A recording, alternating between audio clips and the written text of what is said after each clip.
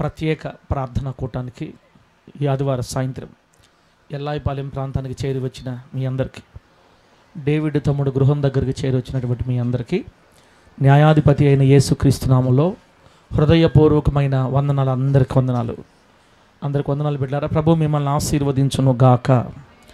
ఆత్మీయంగాను ఆర్థికంగాను సమస్త విషయాల్లో దేవుడు మనందరికీ క్షేమాభివృద్ధిని కలుగజేయును గాక.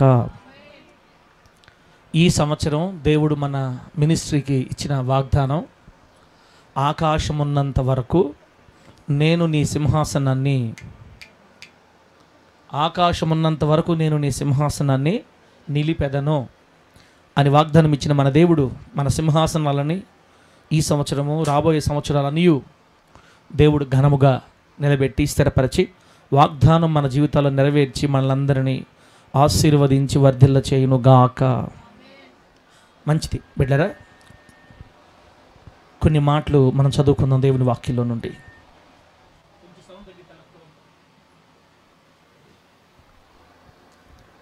దేవుని వాక్యం చదువుకుందాం. పరిశుద్ధ గ్రంథంలో నుండి మార్కు సువార్త, పరిశుద్ధ గ్రంథంలో నుండి మార్కు సువార్త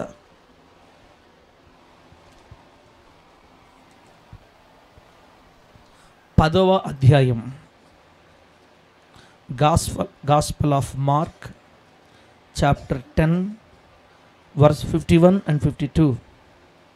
10వ అధ్యాయం మార్కు సువార్త 51, 52 వచనాలు చదివితే చక్కని మాట అక్కడ రాయబడింది. అదేంటంటే 51, 52.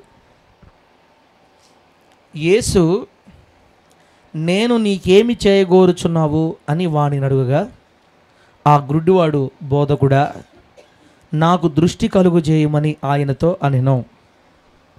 మరలా 46 నుంచి చదివితే మీకు బాగా అర్థమైపోద్ది. ఒకసారి చదువుదాం చూడండి హిస్టరీ అంతా. 46 నుంచి 10వ అధ్యాయం. వారు యెరికో పట్టణమునకు వచ్చిరి. ఆయన తన శిష్యులతోనూ బహుజన సమూహముతోనూ యెరికో నుండి బయలుదేరి వచ్చుచుండగా, తీమయి కుమారుడగు బర్తిమయి అను గ్రుడ్డి భిక్షకుడు త్రోవ పక్కన కూర్చుండెను. ఈయన నజరేయుడిని యేసు అని వాడు విని, దావీదు కుమారుడా యేసు, నన్ను కరుణింపుమని కేకలు వేయ మొదలుపెట్టెను. ఊరకుండుమని అనేకులు వానిని గద్దించిరి గాని వాడు, దావీదు కుమారుడా నన్ను కరుణింపుమని మరి ఎక్కువగా కేకలు వేసెను. అప్పుడు యేసు నిలిచి వానిని పిలువుడని చెప్పగా, వారు ఆ గ్రుడ్డివాణిని పిలిచి, ధైర్యము తెచ్చుకొనుమో, ఆయన నిన్ను పిలుచుచున్నాడు, లెమ్మని వానితో చెప్పిరి. అంతటా వాడు బట్టను పారవేసి దిగ్గున లేచి యేసు నొద్దకు వచ్చాను. యేసు, నేను నీకేమి చేయగోరుచున్నావు అని వాడిని అడుగగా, ఆ గ్రుడ్డివాడు, బోధకుడా, నాకు దృష్టి కలుగు చేయమని ఆయనతో అనెను. అందుకు యేసు, నీవు వెళ్ళుము, నీ విశ్వాసము నిన్ను స్వస్థపరచినని చెప్పాను. వెంటనే వాడు దృష్టి గలవాడై త్రోవను ఆయన వెంట వెళ్ళెను. చదివినటువంటి ఈ వాక్యాన్ని మనందరికి అర్థమగునట్లు బోధించి వాక్యానుసారంగా బ్రతికే కృప దేవుడు మనందరికీ అనుగ్రహించును గాక.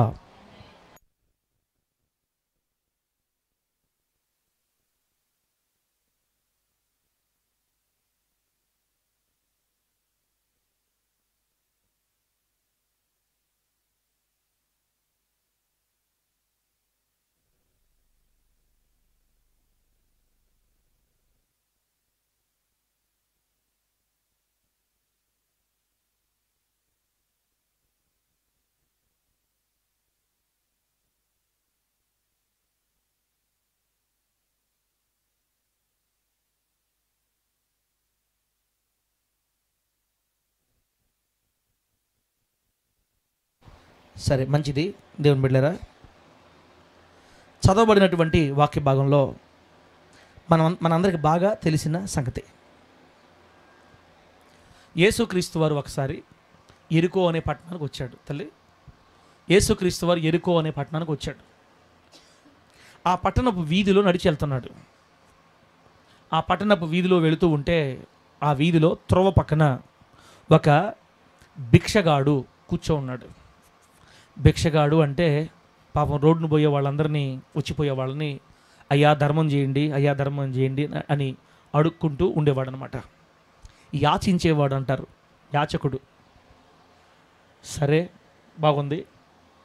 అయితే ఆ యాచన చేస్తున్నటువంటి ఆ భిక్షగాడు గుడ్డివాడు అని చెప్పింది వాక్యం. ఎవరన్నా? గుడ్డివాడు. ఎప్పటి నుంచి గుడ్డివాడు? ఎప్పటి నుంచి గుడ్డివాడు? తీమయి కుమారుడగు భర్తిమయి అను గుడ్డి భిక్షకుడు అని. సరే, ఇతను పుట్టినప్పటి నుంచి గుడ్డివాడుగా పుట్టాడా? కొంతకాలం బాగుండి మధ్యలో గుడ్డితనం వచ్చిందా? మనకు తెలియదు. మొత్తం మీద ఇప్పుడు ఆయన గుడ్డివాడు, కళ్ళు కనపడడం లేదు, గుడ్డివాడుగా ఉండి ఇంకేం పని చేయలేడు కాబట్టి ఆ దారిని వచ్చిపోయే వాళ్ళందరినీ భిక్షాటన చేస్తున్నాడు. ఆ తర్వాత వెంటనే చక్కని మాట రాయబడింది. ఆ దారిన వెళుతూ ఉన్నటువంటి జన సందోహాన్ని చూసి, జనాభా గుంపులు గుంపులుగా వెళుతున్నట్టుగా అలికిడి విని, అయ్యా ఏంటి సౌండ్ అంతా అని అడిగితే, నజరేయుడైన యేసు ఈ దారిన వస్తున్నాడు, అందుకే ఇలా అందరూ ఆయన వెంట వెళుతున్నారు, అది గలబ అని చెప్పారు. ఎప్పుడైతే నజరేయుడైన యేసు ఈ దారిన వస్తున్నాడు, అందుకే ఈ గలబ అన్నాడో, ఏమైందో ఏమో కానీ ఇక మీదట ఆ చెప్పిన మాట విన్న క్షణం నుండి కేకలు వేయడం ప్రారంభించాడంట. కేకలు వేస్తున్నాడు. ఏమని కేక వేస్తున్నాడు అంటే, దావీదు కుమారుడా, ఆ దారిని వెళుతున్నవాడు నజరేయుడని యేసు అని చెప్పారు. ఎవరో నజరేయుడని యేసు వెళ్తున్నాడు దారి అనగానే ఇక ఏందో ఏమైందో కానీ, దావీదు కుమారుడా, నజరేయుడైన యేసు నన్ను కరుణించు, దావీదు కుమారుడా, నజరేయుడని యేసు నన్ను కరుణించు. ఒక్క మాట. ఇప్పుడు వాళ్ళు ఏం చెప్పారు? నజరేయుడని యేసు అని చెప్పారు. దావీదు కుమారుడని వాళ్ళు చెప్పలా. బాగా చెప్పాలా, బాగా వినాలా. దావీదు కుమారుడు ఆయన అని వాళ్ళు చెప్పలా. ఇతనికి తెలుసు ఆల్రెడీ. అంటే ఆల్రెడీ ఈయన కూడా ఒక యూదుడైన మరి గుడ్డివాడు అనమాట. యోధా జాతికి చెందిన వ్యక్తి. యేసుక్రీస్తు వారి గురించి ఇతని దగ్గర చాలామంది చెప్పుకుంటే విన్నాడు. కళ్ళతో చూడకపోయినా ఆ నోట ఈ నోట వచ్చి ఈయన దగ్గర వచ్చింది ఆ మాట. యేసుక్రీస్తు వారి గురించి క్షుణ్ణంగా విని ఉన్నాడు. అప్పటికే యేసయ్యని గురించి సరి అయిన అవగాహన ఉంది బాగా. ఆ మాట చెప్పగానే, అయ్యో నజరేయుడైన యేసు ఈ దారిని వెళ్తున్నాడా, ఇంకా వదలకూడదు ఈ ఆప్షన్ అని. ఏమైందో ఏమో తెలియదు కానీ, దావీదు కుమారుడా, నజరేయుడైన యేసు నన్ను కరుణించు, నన్ను కరుణించని కేకలు మొలుకున్నాడు. ఇంకా ఆ దారిని పోయే వాళ్ళందరూ ఏమన్నారంటే, ఏమబ్బాయి, అబ్బాయి ఎందుకురా ఓరకే వేస్తావు, నువ్వు ఎందుకు అరుస్తున్నావు ఓరకే, మై నర్బాయ్ పెద్ద అరిసాడు కానీ అని దారిని వెళ్ళే వాళ్ళందరూ గద్దిస్తున్నారంట. ఓరకుండమని అనేకులు గద్దిస్తున్నారు. గుడ్డోడిని ఎవరు లెక్క చేస్తారమ్మా చెప్పండి? గుడ్డివాడికి ఎవరు విలువిస్తారు? గుడ్డివాడిని ఎవరు పట్టించుకుంటారు? గుడ్డివాడికి ఎవరు విలువిస్తారు అసలు? గుడ్డివాడా మై ఎవరు మేడా ఏం అరసిన ఊరికే ఆబాయ్ అని నేను ఎట్లాగైతే అన్నానో అంత పచ్చిగా తిట్టి బాధ పెడుతున్నారు. ఓరకుండుమని అనేకులు వాడిని గద్దించిరి కానీ వాడు, దావీదు కుమారుడా నన్ను కరుణింపుమని మరీ ఎక్కువగా కేకలు వేశాను. అబ్బా, దేవునికి మహిమ కలుగును గాక. అంటే దారిని పోయేటప్పుడు అరిచే కొంతమంది చెప్తారు, కుక్కలు అరుస్తుంటాయి, ఏనుగు దారిని పోతుంటే దారిని కుక్కలు అరుస్తుంటాయి, ఈ అరిచే కుక్కలు మనం పట్టించుకోకూడదు, ఏనుగు కూడా కుక్కలను పట్టించుకోదని చెప్పి. పాపం మంచి పోలిక అది, నిజమే. వీళ్ళ చూపిరు అతనికి, వీళ్ళ సహాయం చేయరు, వీళ్ళ అతని గురించి పట్టించుకోరు, వీళ్ళ అసలు ఏం తింటున్నాడు ఎవరు పట్టించుకోరు. ఇప్పుడు అరిస్తే కేకలేస్తున్నారు అంతే. ఏం చేస్తున్నారు? అరిస్తే కేకలేస్తున్నారు, ఏయ్ నోరుబై అని. మన జీవితాల్లో కూడా కొంతమంది ఉంటారు, మన బంధువులు కావచ్చు, మన రథ సంబంధికులు కావచ్చు, బంధుమిత్రులు కావచ్చు, లేకపోతే సంఘంలో ఉండే కొంతమంది కావచ్చు. మనం మిగతా రోజులు ఏమైపోయా ఎవరు పడుచుకోరు. పాట పాడేమనుకో, ఏమంత పొడుగ్గా పాట పాడపోతామే, ఏమంత పొడుగ్గా ప్రార్థన చేయకపోతామే, ఏంది మేము ఎప్పుడు ఇంత భక్తురాలా, వాళ్ళు చేయరు, చేసేవాళ్ళని చేయనీరు, వాళ్ళు పాడరు, పాడేవాళ్ళని పాడనీరు, రాళ్ళు వేస్తారు, గౌ గౌ బౌ బౌ అరస్తాం. సార్ అంటే ఇప్పుడు నువ్వు మమ్మల్ని తిడుతున్నావా సార్? వాక్యం మమ్మల్ని తిడుతున్నావు, ఏం తిడుతున్నావు నువ్వు? మిమ్మల్ని కాదు. ఆ రోజుల్లో మన దగ్గర ఎందుకుంటారట? మనం దేవుని ప్రేమ నేర్చుకుంటున్నాం కదా. మనం ఎంత మంచివాళ్ళం అంటే, మనం పాడకపోయినా ఇతరులు పాడాలని కోరుకునే వాళ్ళమే, మనం చేయకపోయినా ఇతరులు చేయాలని కోరుకునే వాళ్ళమే కదా. ఎంత మంచి, ఆహాహా ఎంత మంచివాళ్ళం మనము. చూడు, పాపం ఆయన ఏదో గుడ్డోడు అరుచుకుంటుంటే వాడిని వదలకుండా నోర్మాయ్ అని అరిచేవాళ్ళని కూడా చేస్తున్నారు, అనేక మంది గద్దిస్తున్నారంట. వీళ్ళు గద్దించే కొలది, అరిసే కొలది ఇంకా ఎక్కువ అరుస్తున్నాడు. దేవునికి మహిమ కలుగును గాక. చెప్పండి గట్టిగా హల్లెలూయా. ఊరకుండుమని అనేకులు ఆయన గద్దించారు, కానీ వాడు ఇంకా మరి ఎక్కువగా, దావీదు కుమారుడు నన్ను కరుణించని ఇంకా ఎక్కువ కేకలు వేస్తున్నాడు. ఆ పెద్దగా వేసే కేకలు, మీకు విషయం తెలుసా, యేసుక్రీస్తు వాడు పెద్దగా కేకలు వేసినప్పుడు ఇనలా, వాడు ఫస్ట్ కేక వేసినప్పుడే. మనం వాడు అనకూడదు, బైబిల్లో వాడు అని రాశాడు, కానీ మనం వాడు అనకూడదు. ఆయన ఆ భిక్షగాడుగా ఉన్నటువంటి ఆ వ్యక్తి అతను వేసిన మొదటి కేకే విన్నాడు. దేవుని నామమున మహిమ కలుగును గాక. ఇంకా మీకు మంచి వార్త చెప్పాలంటే, అసలు యేసుక్రీస్తు వారు యెరికో పట్టణంకి వచ్చి ఆ దారిలో నడిచిపోయేదే ఎవరికోసమా? Mister blind man. అసలు ఆ గుడ్డివాని కోసమే దేవుడు ఆ త్రోవలో పోతున్నాడు. అసలు ఆ సంగతి ఎవరికి తెలియదు. ఆయన మహాజ్ఞాని, ఏమి సంబంధం లేనట్టుగా వెళ్తాడు అక్కడికి. అంటే మిట్ట మధ్యాహ్నం 12 గంటలకి అన్నం కూడా తినకుండా బావి దగ్గర ఎదురు చూపులు చూస్తా నిలబడింది ఎవరి కోసం? ఎవరి కోసం? సమరయ స్త్రీని మనం అనుకుంటాం, కాదు, సమరయాల పట్టణంలో ఉన్నటువంటి సగం జనాభా కోసం. ఆమె చెప్పను గట్టిగా, ఈ ఒక్క మనిషిని మారిస్తే ఈ మనిషి పోయి ఊరంతటినే లాక్కొచ్చేస్తుంది, ఈ మనిషిని కొడితే ఈ మనిషిని పక్కన చాలు మనమని ఆమె కోసం ఎదురు చూపులు చేశాడు. భోజనం తినకుండా, బొదకుడా భోజనం చేద్దాం రండయ్యా అంటే, మీకు తెలియని వేరొక ఆహారం నాకు ఉందలే అన్నాడు. ఏమన్నాడు యేసుప్రభు ఏమన్నారు? మీకు తెలియనే వేరొక ఆహారం నాకు ఉందంటే, వాళ్ళు అనుకున్నారు ఎవరన్నా బిర్యానీ తెచ్చిస్తారేమో, మనకంటే ఈ రొట్టెలు తప్పలే. ఇస్రాయల్ పాస్టర్ తప్పితే ఇస్రాయల్ పాస్టర్ లోపల తీసుకుపోయి పెడుతుంటారు. మనకి ఆ సాంబార్ పచ్చడి తప్ప ఇంకేం లేదులే, ఏదో మంచి ఆహారం ఏర్పాటు చేస్తున్నట్టున్నారు, లోపల ఎవరో చేస్తున్నట్టు అనుకున్నారంట శిష్యులు. కానీ యేసుక్రీస్తు వారు అన్నారు, మీకు తెలియని వేరొక ఆహారం నాకు ఉందంటే అది ఆమె రావాలి, ఆమె జీవితాన్ని మార్చాలి, ఆమెతో మాట్లాడాలి, ఆమె వెళ్ళి ఊరు జనాభా మొత్తం లాక్కు రావాల. అంటే ఆ రోజు యేసుక్రీస్తు వారు భోజనము చేయలా, వీళ్ళు పోయి తిని వచ్చారు. యేసుక్రీస్తు వారు తేలా, ఆయన ఆకలితో ఉండి ఆత్మ రక్షణ కొరకు ప్రయాస. ఆమె కొరకు ఆ రోజు మధ్యాహ్నం వెళ్ళాడు, ఇతని కోసం యెరికో పట్టణంలోకి వచ్చాడు. ఇంకొకసారి యెరికో పట్టణంలోకి వచ్చాడు. ఎవరి కోసం? చెక్కయ్యా త్వరగా దిగు, నిండి రావాలి ఈరోజు రాత్రి. బా యేసయ్య అంతా అక్కడ బలం మనకు కానీ ఉంటే దారిని పోయే వాళ్ళందరిని పిలవటం, రా అని పిలిచి మనతో వచ్చేసేయాలి సువార్త సేవకి. అట్టగా నుండి ఎంతమందిని మార్చి ఉండేవాళ్ళం. మనకి ఇట్లా అట్లా శక్తిని దేవుడు యేసయ్య. ఎవరన్నా కానీ బర్రెలు తోకుండా పోతున్నారు అనుకో, ఆగు, నేటి నుంచి నన్ను వెంబడించు అంటే ఆ బర్రెలు కర్ర మొత్తం ఇసిరికొట్టి నేను ఇస్రాయల్ పాస్టర్ వెళ్ళిపోతాను కానీ వచ్చేస్తే ఎంతమంది మారిపోతారో. కారుల్లో పోతాను అనుకోండి, అడ్డం పోయి కారు అయిపోయింది, ఆపు, నేటి నుంచి ఈ కారులు మొత్తం వదిలిపెట్టి నన్ను వెంబడించని చెప్తే మొత్తం వదిలిపెట్టి మనల్ని వెంబడించే పని అయితే ఎంత జనాభా పట్టి ఉండేవాళ్ళం దేవుడి కోసం. మనకు రావట్లేదే, వస్తారులే తగిన కాలం మందు దేవుడు మనకి ఇస్తాడు. ఆయన ఒక్క ఆత్మ కోసం కిలోమీటర్లు నడిచి వెళ్ళేవాడు తల్లి. నాయీను అనే ఊరు వివరాలు తెలుసు కదా. కపెర్నహూము నుంచి నాయీన్ అనే ఊరికి 40 కిలోమీటర్ల దూరం అంటక్క. ఎన్ని కిలోమీటర్లు? 40 కిలోమీటర్లు. ఉదయాన 11 గంటలప్పుడు కపెర్నహూములో అద్భుతం చేసి యాయిరు కుమార్తెను స్వస్థపరిచి అక్కడ నుండి వెంటనే ప్రయాణమై 40 కిలోమీటర్ల కాలి నడకన ప్రయాణం చేసి సాయంత్రం పూట సమాధికి తీసుకెళ్తున్న ఆ వ్యక్తిని బతికించాడు. ఒకే రోజు ఉదయం ఇక్కడ స్వస్థపరిస్తే అదే రోజు సాయంత్రం ఒక వ్యక్తి కోసం నడుచుకుంటూ పోయి ఆ దుఃఖములో ఉన్న తల్లిని ఓదార్చడానికి, అతన్ని బ్రతికించడానికి వెళ్ళాడన్న. ఎంత ప్రేమగల దేవుడు ఆయన. 40 కిలోమీటర్లు నడుచుకుంటూ వెళ్ళిపోయాడు అంతే. అంటే ఆయన తెలుసు ఆత్మల విలువ, ఆయన ప్రేమగల దేవుడు కాబట్టి వెళ్ళాడు. సరే ఈరోజు ఈయన కోసం వచ్చాడు. ఎవరి కోసం వచ్చాడు? నిజానికి గుడ్డి వారి కోసం వచ్చాడు. కానీ ఏం తెలియనట్టుగా చూద్దాం అంటే అతను ఇంకా ఎక్కువ కేకలేస్తున్నాడు. దావీదు కుమారుడు యేసు కరుణించు, దావీదు కుమారుడు యేసు కరుణించయ్యా, యేసు కరుణించ కేకలేస్తాడు. ఇక్కడ ఆగాడు. వచ్చింది అందుకే కదా, ఎంత బాగా కేకలేస్తున్నావురా అయ్యా బాబు, నాకు ఇదే కావాలా అనుకుని మనసులో అనుకుని ఆగి, అయ్యా శిష్యులారా అతను తీసుకురండి, అతను ఏదో కేకలేస్తున్నాడు, తీసుకురండిట అని యేసుక్రీస్తు చెప్తే యేసుక్రీస్తు వారు అక్కడ ఆగిన ఆ సంగతి ఇందాక అరిసారే, నోర్మై ఒక అరసం నోర్మై అన్నారే. వీళ్ళందరికీ ఏమన్నా తెలుసా?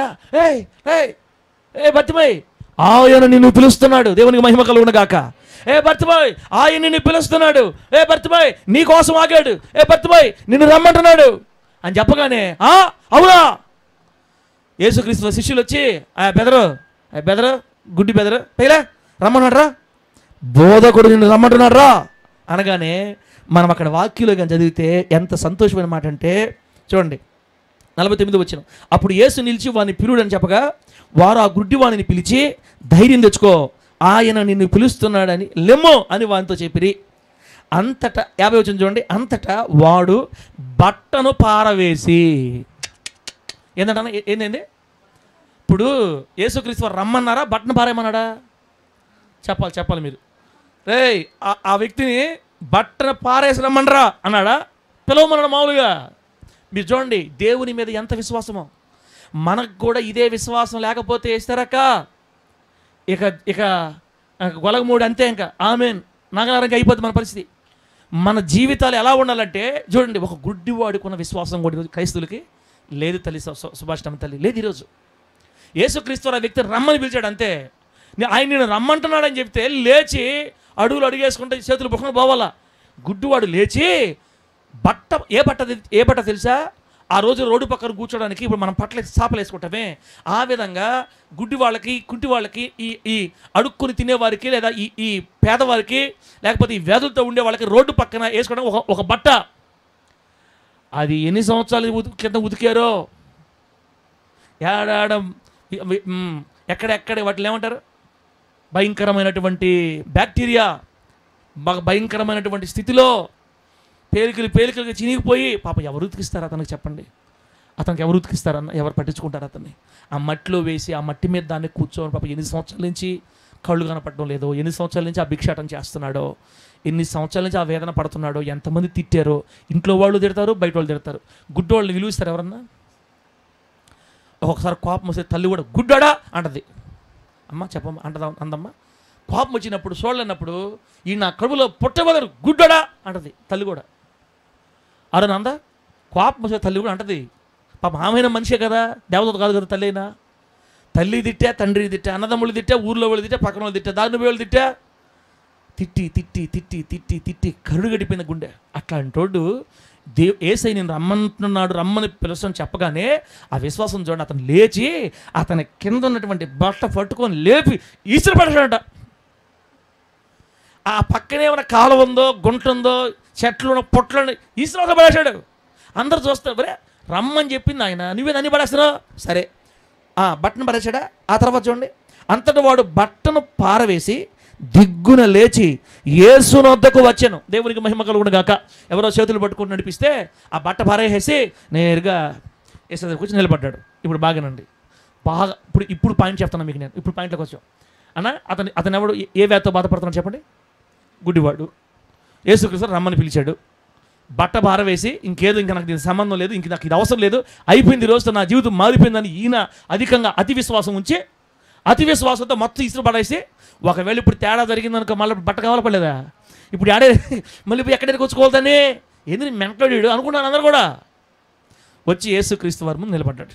ఇప్పుడు చూడండి యేసుక్రీస్తు ప్రశ్న చూడండి, 51వ వచనం.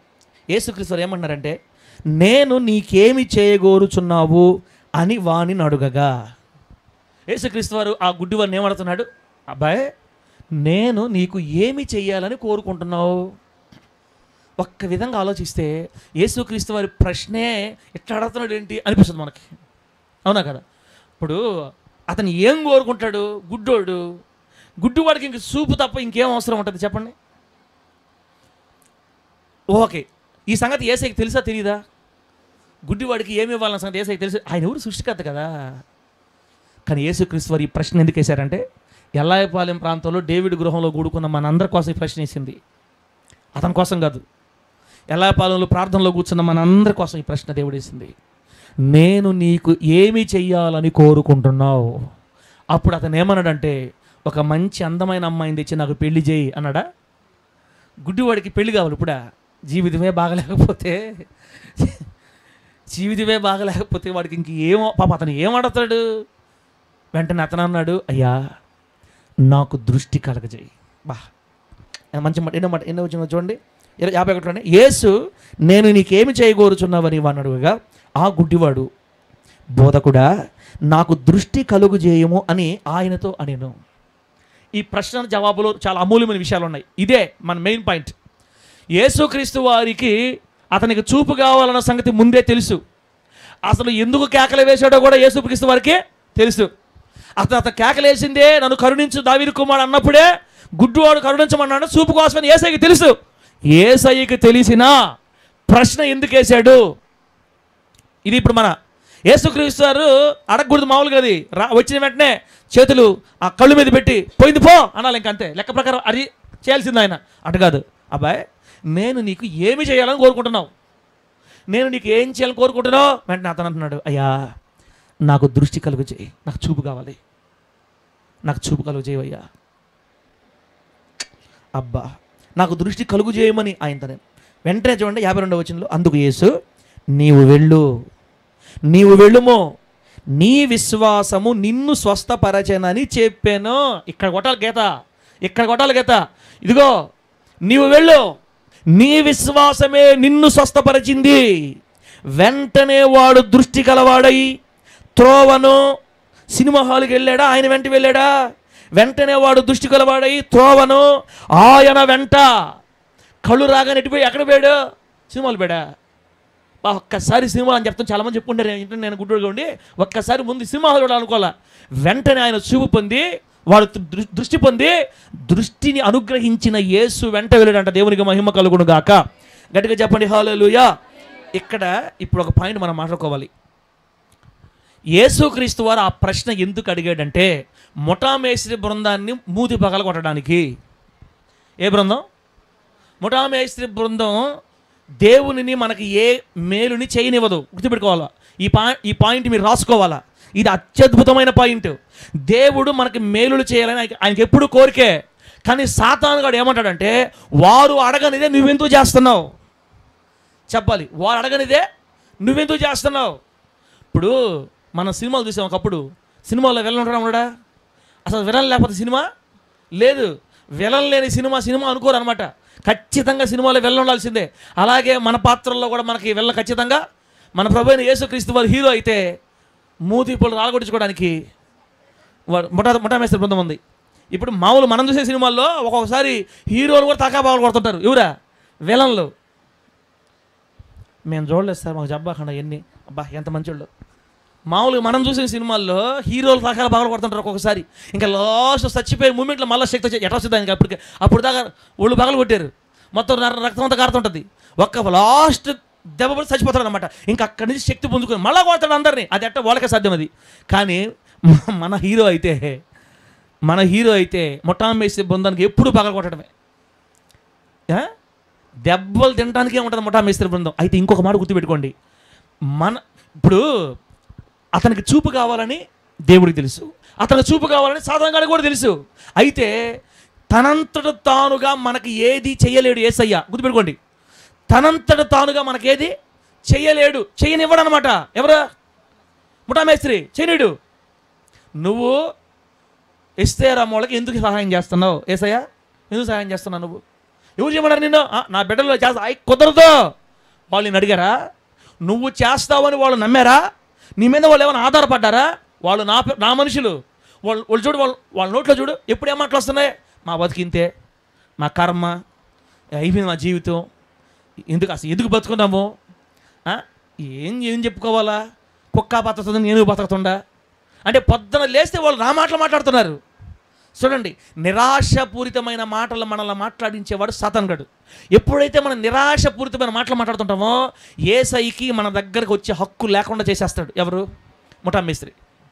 ఇప్పుడు అందుకనే ముఠామేస్త్రి బృందం రౌండ్ వేసింది. ఇప్పుడు యేసు ప్రభు వారిని, గుడ్డివాడిని అందరూ మనుషులు కనపట్ల, కానీ యేసయ్యకి బాగా కనపడుతున్నారు ముఠామేస్త్రి బృందం. ఏయ్ రా ఇందురా, నా బిడ్డ సంగతి ఇందురా అని ముఠామేస్త్రి బృందం పిలిస్తే ఇప్పుడు ముఠామేస్త్రి బృందం వినటానికి అడుగుతున్నాడు అనమాట.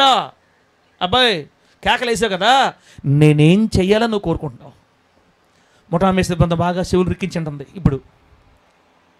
అప్పుడు వాడు ఏమంటాడంటే, నాకు దృష్టి కలుగు చేయి ప్రభువా. యేసుక్రీస్తు వారు వెంటనే రే ముఠామేస్త్రి అనలా. ఇంకా ముఠామేస్త్రి సంబంధంలా. ఒక్కసారి ఆ మాట అనడంతోనే సాతానుగాడికి ఓడిపోయాడు అనమాట. అంటే విశ్వాసపూరితమైన మాటలు మన నోట ఎప్పుడైతే మనం పలకతుంటామో సాతానుగాడు కూడా ఇంకా మనల్ని ఏమీ చెయ్యలేడు. ఆమేన్ చెప్పండి గట్టిగా హల్లెలూయా. సాతాను శక్తులను జయించడానికి దేవుడు మనకిచ్చిన ఆయుధం విశ్వాసం. విశ్వాసము లేకుండా దేవునికి ఇష్టలై ఉండుట అసాధ్యం. చెప్పండి, విశ్వాసము లేకుండా దేవునికి ఇష్టలై ఉండుట అసాధ్యం. ఎందరు దేవుని ఆత్మచేత నడిపించబడుదురో వారందరూ దేవుని కుమారులై ఉందిరని రాయబడింది. విశ్వాసం. బా, సాతాను శక్తులు కట్టగట్టుకుని వెళ్ళిపోయి ఆడి నుంచి ఒరే జారిపడి మన చేతుల్లో నుంచి. అంత అమూల్యమైన విశ్వాసం. ఒక్క మాట చెప్తానేనండి, అతను 20 సంవత్సరాల నుంచి గుడ్డితనంతో ఉన్నాడా, పుట్టినప్పటి నుంచి గుడ్డితనంతో ఉన్నాడు మనకు తెలియదు. సరే, మొత్తం మీద అతని వయసు చాలా పెద్దది అనుకుందాం, ఒక 20 సంవత్సరాలు వేసుకుందాం. 20 సంవత్సరాల నుంచి అతను గుడ్డివాడుగా ఉంటే ఇంకా నిరీక్షణ ఉంటుందా, ఇంకా విశ్వాసం ఉంటుందా వ్యక్తికి? అంటే సరే, మీకు అర్థమయ్యేదానికి మనందరం 10th క్లాస్ చదివిన వాళ్ళమే. కొంతమంది చదవలేదు, కొంతమంది చదివారు. 10th క్లాస్ చదివా మనందరమే. ఫస్ట్ సారి ఎగ్జామ్ రాసాం, ఫెయిల్ అయిపోయాం. అన్నీ పాస్ అయ్యి తెలుగులోనే ఫెయిల్ అయ్యాం, మరీ దారుణంగా. దేంట్లో? తెలుగులోనే ఫెయిల్ అయ్యాం. తెలుగు ఒక్కటి పాస్ అయితే పాస్ అయిపోయినట్టు. మళ్ళీ సప్లై కట్టుకొని రాసాం, మళ్ళీ ఫెయిల్ అయ్యాం. మళ్ళీ నెక్స్ట్ ఇయర్లో అందరితో పాటు మళ్ళీ కలిసి రాసాం, దేవుడి దేవాల మళ్ళీ ఫెయిల్ అయ్యాం. మళ్ళీ వాళ్ళతో కలిసి సప్లై రాసాం, మళ్ళీ దేవుడి దగ్గర ఫెయిల్ అయ్యాం. ఈ 4 సార్లు ఫెయిల్ అయినోడికి ఇంకా మళ్ళీ ఎగ్జామ్ రాయాలనిపిస్తుందా? చెప్పండి మీరు, నాకు అర్థమవుతుందా? 4 సార్లు ఫెయిల్ అయిపోయినోడికి ఇంకా ఆ చదువు వద్దు, ఆ తెలుగు వద్దు. నాయన, ఒకసారి మన దగ్గరికి విజయ్ కుమార్ అని వచ్చాడు. ఎక్కడి నుంచి? విజయనగరం నుంచి మన దగ్గరకు వచ్చి ఒకరోజు రోడ్లో మందిరం ఉన్నప్పుడు వాక్యం సాక్ష్యం చెప్పండి, మొత్తం సమయం అంతా తీసేసుకొని నవ్వించాడే. ఆ అన్న ఏం చెప్పాడంటే మధ్యలో, దేవుడి దయ వల్ల 7th క్లాస్ ఫస్ట్ క్లాసులో ఫెయిల్ అని చెప్పాడు మనకి. సాక్ష్యం చెప్పేటప్పుడు దేవుడి దయ వల్ల ఫస్ట్ క్లాసులో 7th క్లాస్ ఫెయిల్ అయ్యిందని చెప్పాడు. భలే నవ్వొచ్చింది నాకు బాగా. ఫస్ట్ క్లాస్ అంటే నేను పాస్ అని చెప్తాను అనుకున్నా, ఫస్ట్ క్లాస్ ఫెయిల్ అయ్యింది నేను. అంటే 4 సార్లు ఫెయిల్ అయినోడికి ఇంకా మళ్ళీ రాయాలనిపించదు. అంతెందుకు నా సంగతి చెప్తా. కొంచెం మనం వ్యాన్ విషయంలో కొంచెం ఇబ్బంది అయిపోయి తీసుకెళ్ళిపోయిన తర్వాత నేనేమనుకున్నానంటే ఇంకా జన్మలకి ఇంకా ఈఎంఐ తీసుకొని ఏంది ఒక్కసారి తీసుకెళ్తేనే అయిపోయింది నా పని. ఇంకా విశ్వాసం ఒక కోసన కూడా లేదు, ఇంకొద్దు, అవసరం లేదు మనకని. మానవ నైజం ఏంటంటే 2-3 సార్లు వైఫల్యం వచ్చిందంటే ఇంకా తిరిగి మళ్ళీ దాన్ని చేయడానికి ఇష్టపడరు, అది కావాలని కోరుకోవడానికి ఇష్టపడరు. 20 సంవత్సరాలుగా త్రోవ పక్కన కూర్చొని భిక్షం అడుక్కుంటున్న ఒక గుడ్డివాడికి యేసు పేరు వినగానే వచ్చేసింది విశ్వాసం, అంతే. దేవునామానికి మహిమ కలుగును గాక. 20 సంవత్సరాల గుడ్డివాడికి యేసు పేరు వినగానే విశ్వాసం వచ్చింది. 20 సంవత్సరాలుగా గుడ్డితనంతో వేధించబడి కన్నీళ్లతో మరి అతని కాలకృత్యాలు ఎవరు సహాయం చేస్తున్నారో, అతను ఎలా జరుగుతున్నాడో, పాపం ఎలా జరుగుతుందో, ఆహారం ఎలా చేస్తున్నాడో, ఇన్ని సంవత్సరాలు అతను వేదన పడితే యేసు మాట వినగానే వచ్చేసింది విశ్వాసం. ఆయన అయితేనే నన్ను బాగు చేయగలుగుతాడు. నజరేయుడని యేసుకే నా జీవితం బాగు చేయడం సాధ్యం.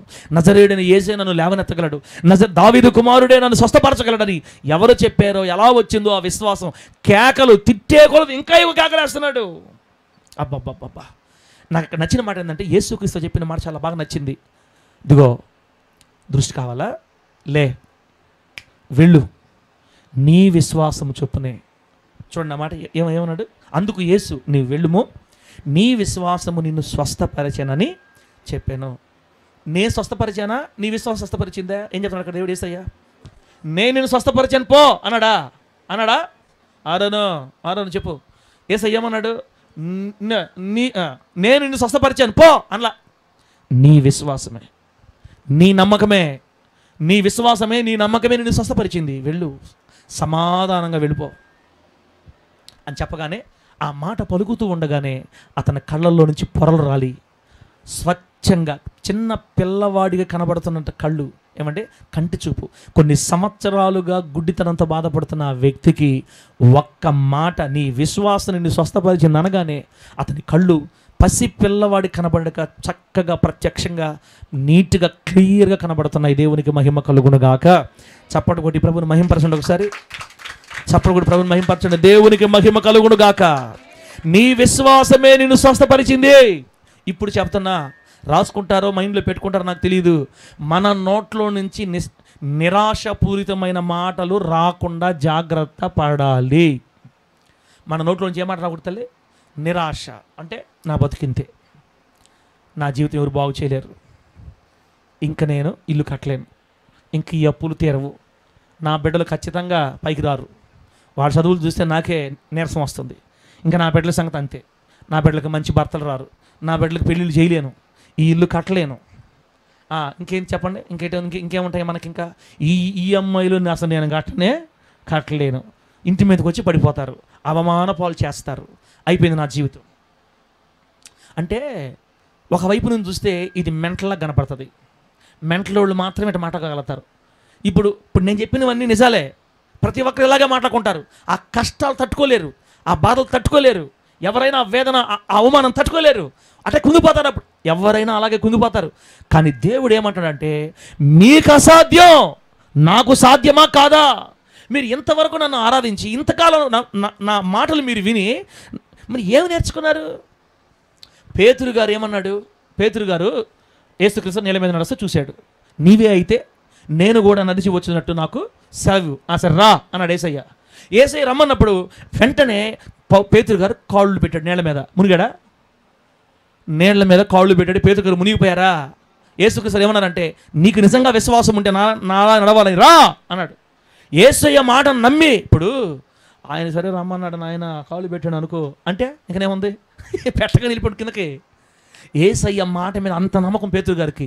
నా బోధకుడు రమ్మన్నాడు అంటే ఇంకా ఆ నడక, ఆ వాలకం అంతా నా ప్రభుదే, నా బోధకుందే, నేను నమ్ముతాను ఆయన. దెయ్యం లేదు, ఏమి లేదు. నేను కావాలన్నా, నేను నడవాలా, నాకు ఇష్టం నడమన్నట్టు. రమ్మంటావు ప్రభా రా. 2 కాళ్ళు పెడితే నీళ్ళ మీద తేలుతున్నాడు. దేవునికి మహిమ కలుగునుగాక. బెండు దేలినట్టుగా తేలుతున్నాడు కాళ్ళ మీద. ఒక మనిషి నీళ్ళ మీద, యేసు ప్రభు వారు నడవటం ఒక ఎత్తు అయితే, ఒక మనిషిని నీళ్ళ మీద నడిపించిన ఘనత యేసయ్యది. నేనేమంటున్నానంటే, అంత మహత్తమైన మహత్య కార్యాలు చేయగలిగినటువంటి మన ప్రభువుకి నీ కష్టాల్లో నుంచి, నీ సమస్యల్లో నుంచి లేవనెత్తడం ఆయనకి ఏమన్నా కష్టమా? కానీ సాతాను గాడు పక్కన జరిగి ఏం చెప్తుంటాడంటే, నువ్వు లేవు, నువ్వు చాలా లోపలికి వెళ్ళిపోయావు, నువ్వు కోలుకోవడం కష్టం, నీ జీవితం తారుమారు అయిపోయింది, నువ్వు దేనికి పనికిరావు. ముఠా మేస్త్రి బృందం అంతా ఈ పని చేస్తుంటుంది. మనకి లేని పోని మాటలు చెప్తా ఉంటుంది. వచ్చి వాడు చెప్పే కొద్ది మనకు ఇంకా దిగులైపోతూ ఉంటుంది. అయితే ఒక్కటి మాట గుర్తుపెట్టుకో, ముఠా మేస్త్రి బృందం గొప్పోడా, మన ప్రభు గొప్పోడా? వెంటనే ప్రభువు సాతాను పో సైతాన్ అనాల. సైతాన్ కా బేట ముఠా మేస్త్రి పోలే నా దగ్గర నుంచి. ఏం మాట్లాడుతున్నాడు? నా దేవుడు శక్తి గలవాడు, ఆయన నా జీవితాన్ని ఎలాగైనా మార్చేస్తాడు. నా జీవితాన్ని మార్చడానికి ఆయనకి ఒక్క క్షణం చాలు. ఒక్క క్షణం నా జీవితాన్ని జ్ఞాపకం చేసుకుంటే విప్లవాత్మకంగా మారిపోద్ది నా బ్రతుకు. దేవునికి మహిమ కలుగునుగాక. గట్టిగా చెప్పండి హల్లెలూయా. అక్క అమ్మలారా బాగా గుర్తుపెట్టుకోండి, మన భక్తిని బట్టి కాదు ఈ నమ్మకం, మన స్థితిగతులను బట్టి కాదు ఈ నమ్మకం, దేవుణ్ణి బట్టి. నాకు తెలిసి అయితే గుడ్డి వాడుకున్న బాధలు మనకేమీ ఉన్నాయన్నా? అది మీరు ఒకసారి ఊహించండి. రోడ్డు పక్కన కళ్ళు బాగలేక ఆ భిక్షాటం చేసుకుంటున్న వాళ్ళకి సరైన వస్త్రాలు ఉంటాయన్నా? సరైన ఆహారం ఉంటుంది? ఎవరు పెడతారు వాళ్ళకి? గుడ్డివాడికి ఎవరు వండి పెడతారు చెప్పండి? అది అనుభవించిన వాళ్ళకే. నేను చెప్తున్నాను కదా, మనకంటే కొన్ని 100 రెట్లు బాధపడ్డాడు. అయినా యేసు పేరు వినగానే లేచి వచ్చింది విశ్వాసం. ఈయనే నన్ను బాగు చేయగలడు, ఈయనే నన్ను స్వస్థపరచగలడు, ఈయన తప్ప ఇంకెవరు నాకు రక్షకుడు లేడని మరి ఎక్కువగా కేకలు వేసినట్టుగా ఒకటే మాట, ప్రభువా నాకు అసాధ్యం, నేను చేయలేను, నీవు చేస్తావన్న నమ్మకం నాకుంది. నీవే నా పిల్లల భవిష్యత్తు కట్టగలవు, నీవే ఆత్మలను మాకు ఇస్తావు, నీవే మంచి స్థలాన్ని మాకు ఇస్తావు, నీవే 100 మంది విశ్వాసులను నడిపిస్తావు, నీవే ఒక బలమైన సేవగా నెల్లూరులో నువ్వు కట్టగలవు. మా మీద మాకు నమ్మకం లేదు, నీ మీద ఉంది. దేవునికి మహిమ కలుగును గాక. ఇంతసేపు నా బాధ మీకు అర్థమైందో లేదో? యేసుక్రీస్తు వారు మరలా చెప్తున్నాడు ఈ మాట, నీ విశ్వాసమే నిన్ను స్వస్థపరిచింది. సుభాషణమ్మ తల్లి వాక్యం చెప్పేటప్పుడు అటు చెప్తాను, కానీ మనమా చర్చి కట్టేదే, మనం అన్నాం అనుకో బయట పక్కకు పోయి మళ్ళా ఒరే ఒరే ఒరే ఒరే ఒరే నువ్వు మనుషుల కోసం చెప్తున్నా వాక్యం అట అంటే నీ మైండ్ నిజంగా లేదా, నేను చేస్తాను నిజంగా లేదా అని అనుకునే లోపే వచ్చేస్తాడు ముఠా మేస్త్రి. అదిగో నేను చెప్పలా, ఇశ్రాయేల్ పాస్టర్కి ఏమైనా కానీ చేసినావా వాడికే, వాడి మైండ్లోనే నీ మీద నమ్మకం లేదు, నీ మీద నమ్మకం లేదు, నువ్వు ఎట్లా వస్తావా, ఎట్లా వస్తావు నువ్వు? సార్ మీరు ఇంత పర్ఫెక్ట్గా ఎలా చెప్పగలుగుతున్నారు యేసయ్య సాతాను ఇద్దరు మాట్లాడుకుంటారని? బైబిల్ గ్రంథంలో రుజువు ఉంది. యోబు గారి విషయంలో ఇద్దరు మాట్లాడుకున్నారు. వాళ్ళిద్దరు ఎవరిద్దరు? దేవుడు, ముఠా మేస్త్రి. దేవుడు ఏమన్నాడు, రే నువ్వు యోబుని ఏమైనా చెయ్యి, ప్రాణం మాత్రం ముట్టొద్దు. మన జీవితంలోకి వాడు రావాలన్నా వాడు పోవాలన్నా దేవుని ఆజ్ఞ ఉండాలి.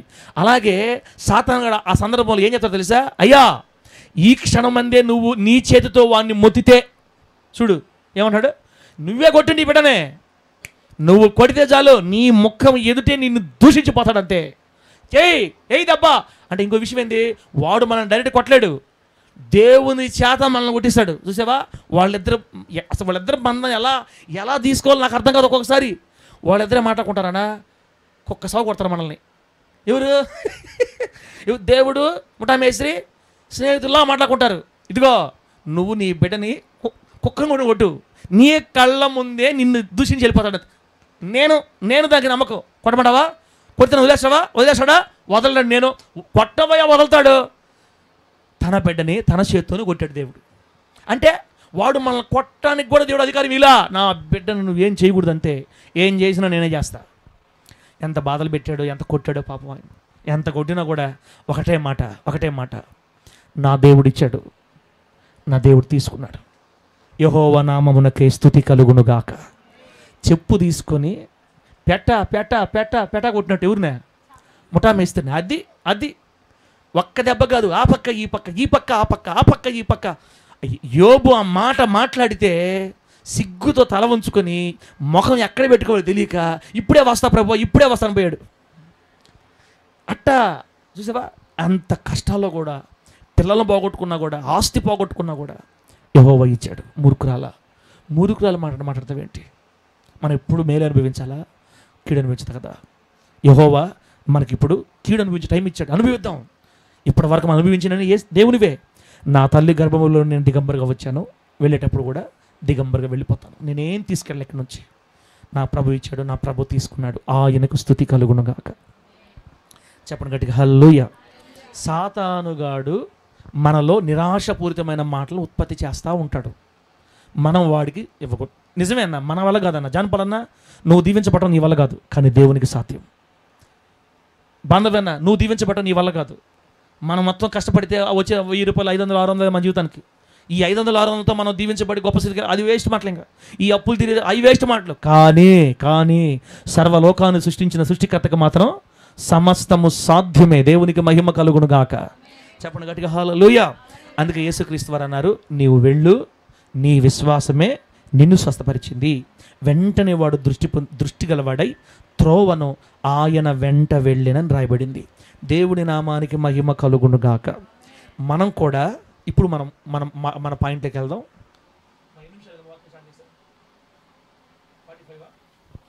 ఇప్పుడు మనం ఒక మాట చెప్తా. మనల్ని కూడా యేసుక్రీస్తు ఇదే ప్రశ్న వేస్తారు, నేను నీకు ఏం చెయ్యాలని కోరుకుంటున్నావు? ఆ ప్రశ్న మనల్ని అన్నప్పుడు పక్కన ఎవరుంటారు చెప్పండి? ఆ మాట అంటానికి ఎవరుంటారు? అది ఆ బృందం ఉంటుంది. ముఠామేస్తే బృందం ఉన్నప్పుడు అడతాడు యేసయ్య, బిడ్డ ఏడ్చి ప్రార్థన చేస్తాను, ఏం కావాలమ్మా, ఏం చేయాలి నేను? నీకేం చేయాలో దేవుడు తెలుసు. వాక్యం ఏముంది? నీకు అక్కరగా ఉన్నవేవో నువ్వు అడగక ముందే ఆయనకి, మరి అడగక ముందే తెలిసినప్పుడు మళ్ళీ అడగడం ఎందుకు? ఏమన్నా అర్థమవుతుంది నీకు? ఎప్పుడన్నా విషయం అర్థమవుతుందా? ఇప్పుడు మనకు అక్కరగా ఉన్నవేంటో అడగకపోయినా దేవుడు తెలుసు అన్నప్పుడు ఇంకా అడగకుండా చేసేయాలి కదా. మనకి చెయ్యనివ్వడు మనోడు, వాడు మనకు చేయనీయుడు. దేవుడు మనకు చేయాలంటే మన నోటితో మనం ఒప్పుకోవాలా. మన నోటితో ఎప్పుడైతే చెబుతామో, ఎప్పుడైతే ఒప్పుకుంటామో వాడి కాళ్ళు చేతులు పడిపోతాయి. ఇంకా మన విషయంలో ప్రభువా, నీ బిడ్డ నీ విషయం నమ్మకంగా ఉంది, ఇంక నీ బిడ్డ నేనేం చేయలేను, నీ బిడ్డ నువ్వు ఏమైనా చేసుకో. దేవుని మహిమ కలుగును గాక. చెప్పండి గట్టిగా హల్లెలూయా. మన పరిస్థితి కనీసం 20,000 కూడా మన దగ్గర లేదు. ఎన్ని వేలు? అసలు 20,000 కానీ ఉంటే ప్రతి సంవత్సరం మీటింగ్ ఆపుతామన్నా మనమా? అసలు మీటింగ్ ఆపాం. ఎంత వేదనగా ఉందంటే ఇప్పుడు 2-3 సంవత్సరాలు అయిపోయింది మనం మీటింగ్స్ ఆపేసి. ప్రార్థన చేయి, ప్రభు దగ్గర ఏడుస్తామన్నా త్వరగా దేవుడు సహాయం చేస్తాడు. దానికి త్వరగా స్టార్ట్ చేయాలి మనం అంతే. మళ్ళీ మీటింగ్లు ఆపింది 20,000 ప్రభు ఇస్తే మీటింగ్ చేస్తాం, లేదు చేతుల్లో. కానీ నాకు ఒక నమ్మకం ఉంది, దేవా నా దగ్గర లేదు కానీ నువ్వు అనుకుంటే మీటింగ్ జరుగుతాయి యేసునామములో, అంతే. గట్టిగా చెప్పండి హల్లెలూయా. ఒక్క 20,000 ఉంటే ముందు పని స్టార్ట్ చేసేస్తే ఆయన చేస్తాడని నమ్మకం, ప్రార్థన చేస్తూ ఉన్నాం. అంటే నా ఉద్దేశం ఏంటంటే నాకు నమ్మకం ఉంది, దేవునికి అసాధ్యమైంది లేదు, నా దగ్గర లేదు, నిజంగా అసాధ్యమైంది. సరే మీటింగ్స్ పక్కన పెట్టండి. కారు నేను కొనే స్థాయి నాకు అసలు లేదు. కారులో తిరగాలన్న ఆశ మాత్రం ఉందా లేదా? లేకపోతే కియా కారు చెప్పి ఎందుకు తెచ్చుకుంటాం 100%? చెప్పండి. కారులో తిరగాలని ఆశ లేకపోతే కియా కారు గురించి చెప్పి ఊరంతా ప్రపంచాన్ని తెచ్చుకుంటాం. ఆ రోజు మనం వాక్యంలో మాట్లాడుకున్నాం, దేవుడు రాబోయే రోజుల్లో మనకి ఎట్టిగా కారు కొనాలనుకున్నాము. మా ఇంట్లో చూసాను ఆ కారుని, నల్లగా భలే ఉంది. దేవుడు అవకాశం ఇచ్చినప్పుడు దాన్ని తీసుకోవాలా? ఆశ ఉందా లేదన్నా? అప్పుడు పాస్టర్లు అందరూ ఏమనుకున్నారంటే నస చూసి ఇది మెంటలోడు మెంటల్ మాటలు మాట్లాడాడు, అవి ఎన్ని పెట్టుకున్నాడు, అవి మాట్లాడాడు, సరే అవి బయట పెట్టుకోవచ్చా, బాగా తిట్టాడు అందరూ నవ్వుకున్నారు. నెల్లూరు పాస్టర్లు అందరూ నవ్వుకున్నారు. గుర్తుపట్టడం వాళ్ళు నవ్వితే నవ్వేరులే. మనల్ని చూసి ఒకరు నవ్వుతున్నారంటే మనం తొందరలో దీవించబడుతున్నాం అని గుర్తు అనమాట. ఆమె చెప్పండి గట్టిగా. మనల్ని చూసి ఒకరు నవ్వుకుంటున్నారంటే మనం పైకి లేచే టైం దగ్గర పడింది. ఆ నవ్విన వాళ్ళు మనమే అనకూడదు, సైలెంట్గా ఉండాలి. దేవుడు చూసుకుంటాడు సంగతి అంతే. ఆశ మాత్రం ఉంది. ఆశ అంటే విశ్వాసం. నాకు అసాధ్యం కారు కొంటామో లేకపోతే వ్యాను కొంటామో నాకు అసాధ్యం, కానీ దేవునికి మాత్రం అసాధ్యమో కాదు. ప్రభువా నువ్వు చేస్తావని మన గుండెల్లో నమ్మకాన్ని పెట్టుకుంటే పెట్టారా, అసలు ఒక్క రూపాయి మంది లేకుండా తీసుకొచ్చి చేతుల్లో పెట్టి డబ్బులు మొత్తం కట్టేసి ఎలా సాధ్యం అక్క ఈ తల్లిది అమ్మ సుభాష్ తల్లి, నువ్వు ఎక్కడైనా విన్నావా? ఎర్ర సముద్రం జీలిందని బైబిల్ చూసాం మనం. బండ జీలి నీళ్ళు వచ్చినాయని మనం బైబిల్ చూసాం. ఆహారం గురిసిందని మనం బైబిల్ చూసాం. కడత చూడాల. ఇక్కడ అద్భుతాలు చూస్తున్నప్పుడు లేదు, అద్భుతాలు చేయి దేవుడు అప్పుడే కాదు ఎప్పటికైనా చేయగలడు, ఇప్పుడైనా చేస్తాడు. దేవునికి మహిమ కలుగును గాక. ఇప్పుడు 8 లక్షలు విలువ చేసే కారుని అలా తీసుకొచ్చి గిఫ్ట్, చిన్న గిఫ్ట్ చేతిలో పెట్టేస్తే 16 లక్షలు 70 లక్షలు మనకెందుకు? దేవుని స్థలం మనకు దేవుడు ఇవ్వడా? ఇస్తాడా? ఇడా ఎందుకు ఇవ్వడండి అసలు? అది చెప్తున్నాను నేను. విశ్వాసం ఉండాలా. నా వల్ల కాదు ప్రభువా, నీకు అసాధ్యమైంది లేదు. నువ్వు ఖచ్చితంగా 100 కుటుంబాలని, కొత్త కుటుంబాలని నువ్వు ఇస్తావు. నాకు అసాధ్యం, నువ్వు ఇస్తావు. నాకు అసాధ్యం, నువ్వు ఇస్తావు అన్నప్పుడల్లా మొట్టమేసి చెప్ప మీద ఏందే పెట్ట నువ్విస్తావు, నాకు అసాధ్యం, నువ్విస్తావు, నాకు అసాధ్యం, నువ్వేంద్రా మరి నువ్వేం మాట్లాడదు, ఇన్నిసార్లు కూడా బాగా నన్ను నువ్వు అన్నట్టు పక్కన చేరి. ఇంకా దేవుడు ఇంకేం ఆలోచనలే. టైం వచ్చినప్పుడు పోసలు మన మీద ఆశీర్వాదాన్ని అంతే. నీ నోరు ఒప్పుకుంటా ఉండాలి. ఆహారాన్ని నీ నోరు ఒప్పుకుంటా ఉండాలా. ప్రభువా ఈ ముత్తుకూరు పట్టణంలో నాకంటూ ఒక సొంత స్థలాన్ని నువ్వు ఇస్తావు యేసు నామములో. నాకు అసాధ్యం నువ్వు ఇస్తావు. నాకు బలమైన శ్రేష్టమైన నన్ను తీసుకుని వెళ్తావు. నా ఆశీర్వాదాన్ని చూసి అనేక మంది అన్నదమ్ముళ్ళు నీ మందిరికి రావాలి, వారు కూడా దీవించబడాలా, అనేక మంది పాపంలోంచి బయటపడాలా. ఏ విధము చేతనైనా నా ద్వారా కొంతమంది ఆత్మలు తీసుకొని వస్తావు. నాకు అసాధ్యం, నువ్వు తీసుకొస్తావు అంటున్నాలా. ప్రభు నామానికి మహిమ కలుగును గాక. ఎక్కువైపోయింది కదా, ఆపేస్తున్నాను. నేను ఒకటి చెప్పాలనుకున్నాను, అసలు ఆ రాసింది చెప్పకుండా ఏదేదో చెప్పేసా ఇప్పుడు దాకా. ఇంకా రాసింది చెప్తే 2 గంటలు పట్టద్ది. గుర్తు చేస్తానులే ఆ టాప్ను. ఎన్ని నిమిషాలు ఉందమ్మా? 48 సరే ఓకే.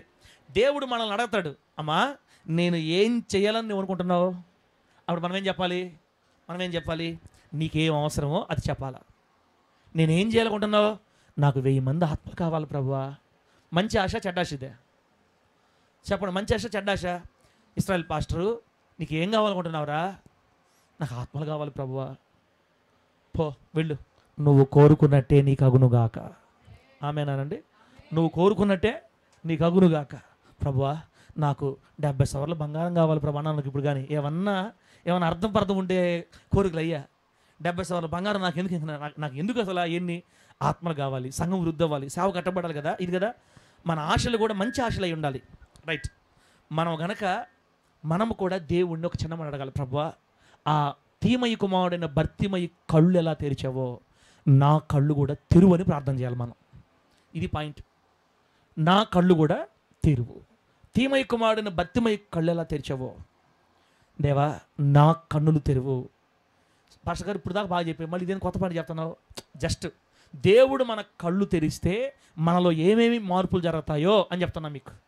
దేవుడు మన కన్నులు తెరిస్తే, నిజానికి కొంతమంది కళ్ళు ఇంకా తెరవబడలా, కొంతమంది కళ్ళు దేవుడు ఇంకా తెరవలా. ఆయన నిజంగా కళ్ళు తెరిస్తే, తీమయి కుమారుడైన భక్తిమయి కళ్ళును తెరిచినట్లుగా నీ కళ్ళు నా కళ్ళు దేవుడు తెరిస్తే మన జీవితాల్లో కొన్ని అద్భుతాలు జరుగుతాయి. దేవుడి నామానికి మహిమ కలుగును గాక.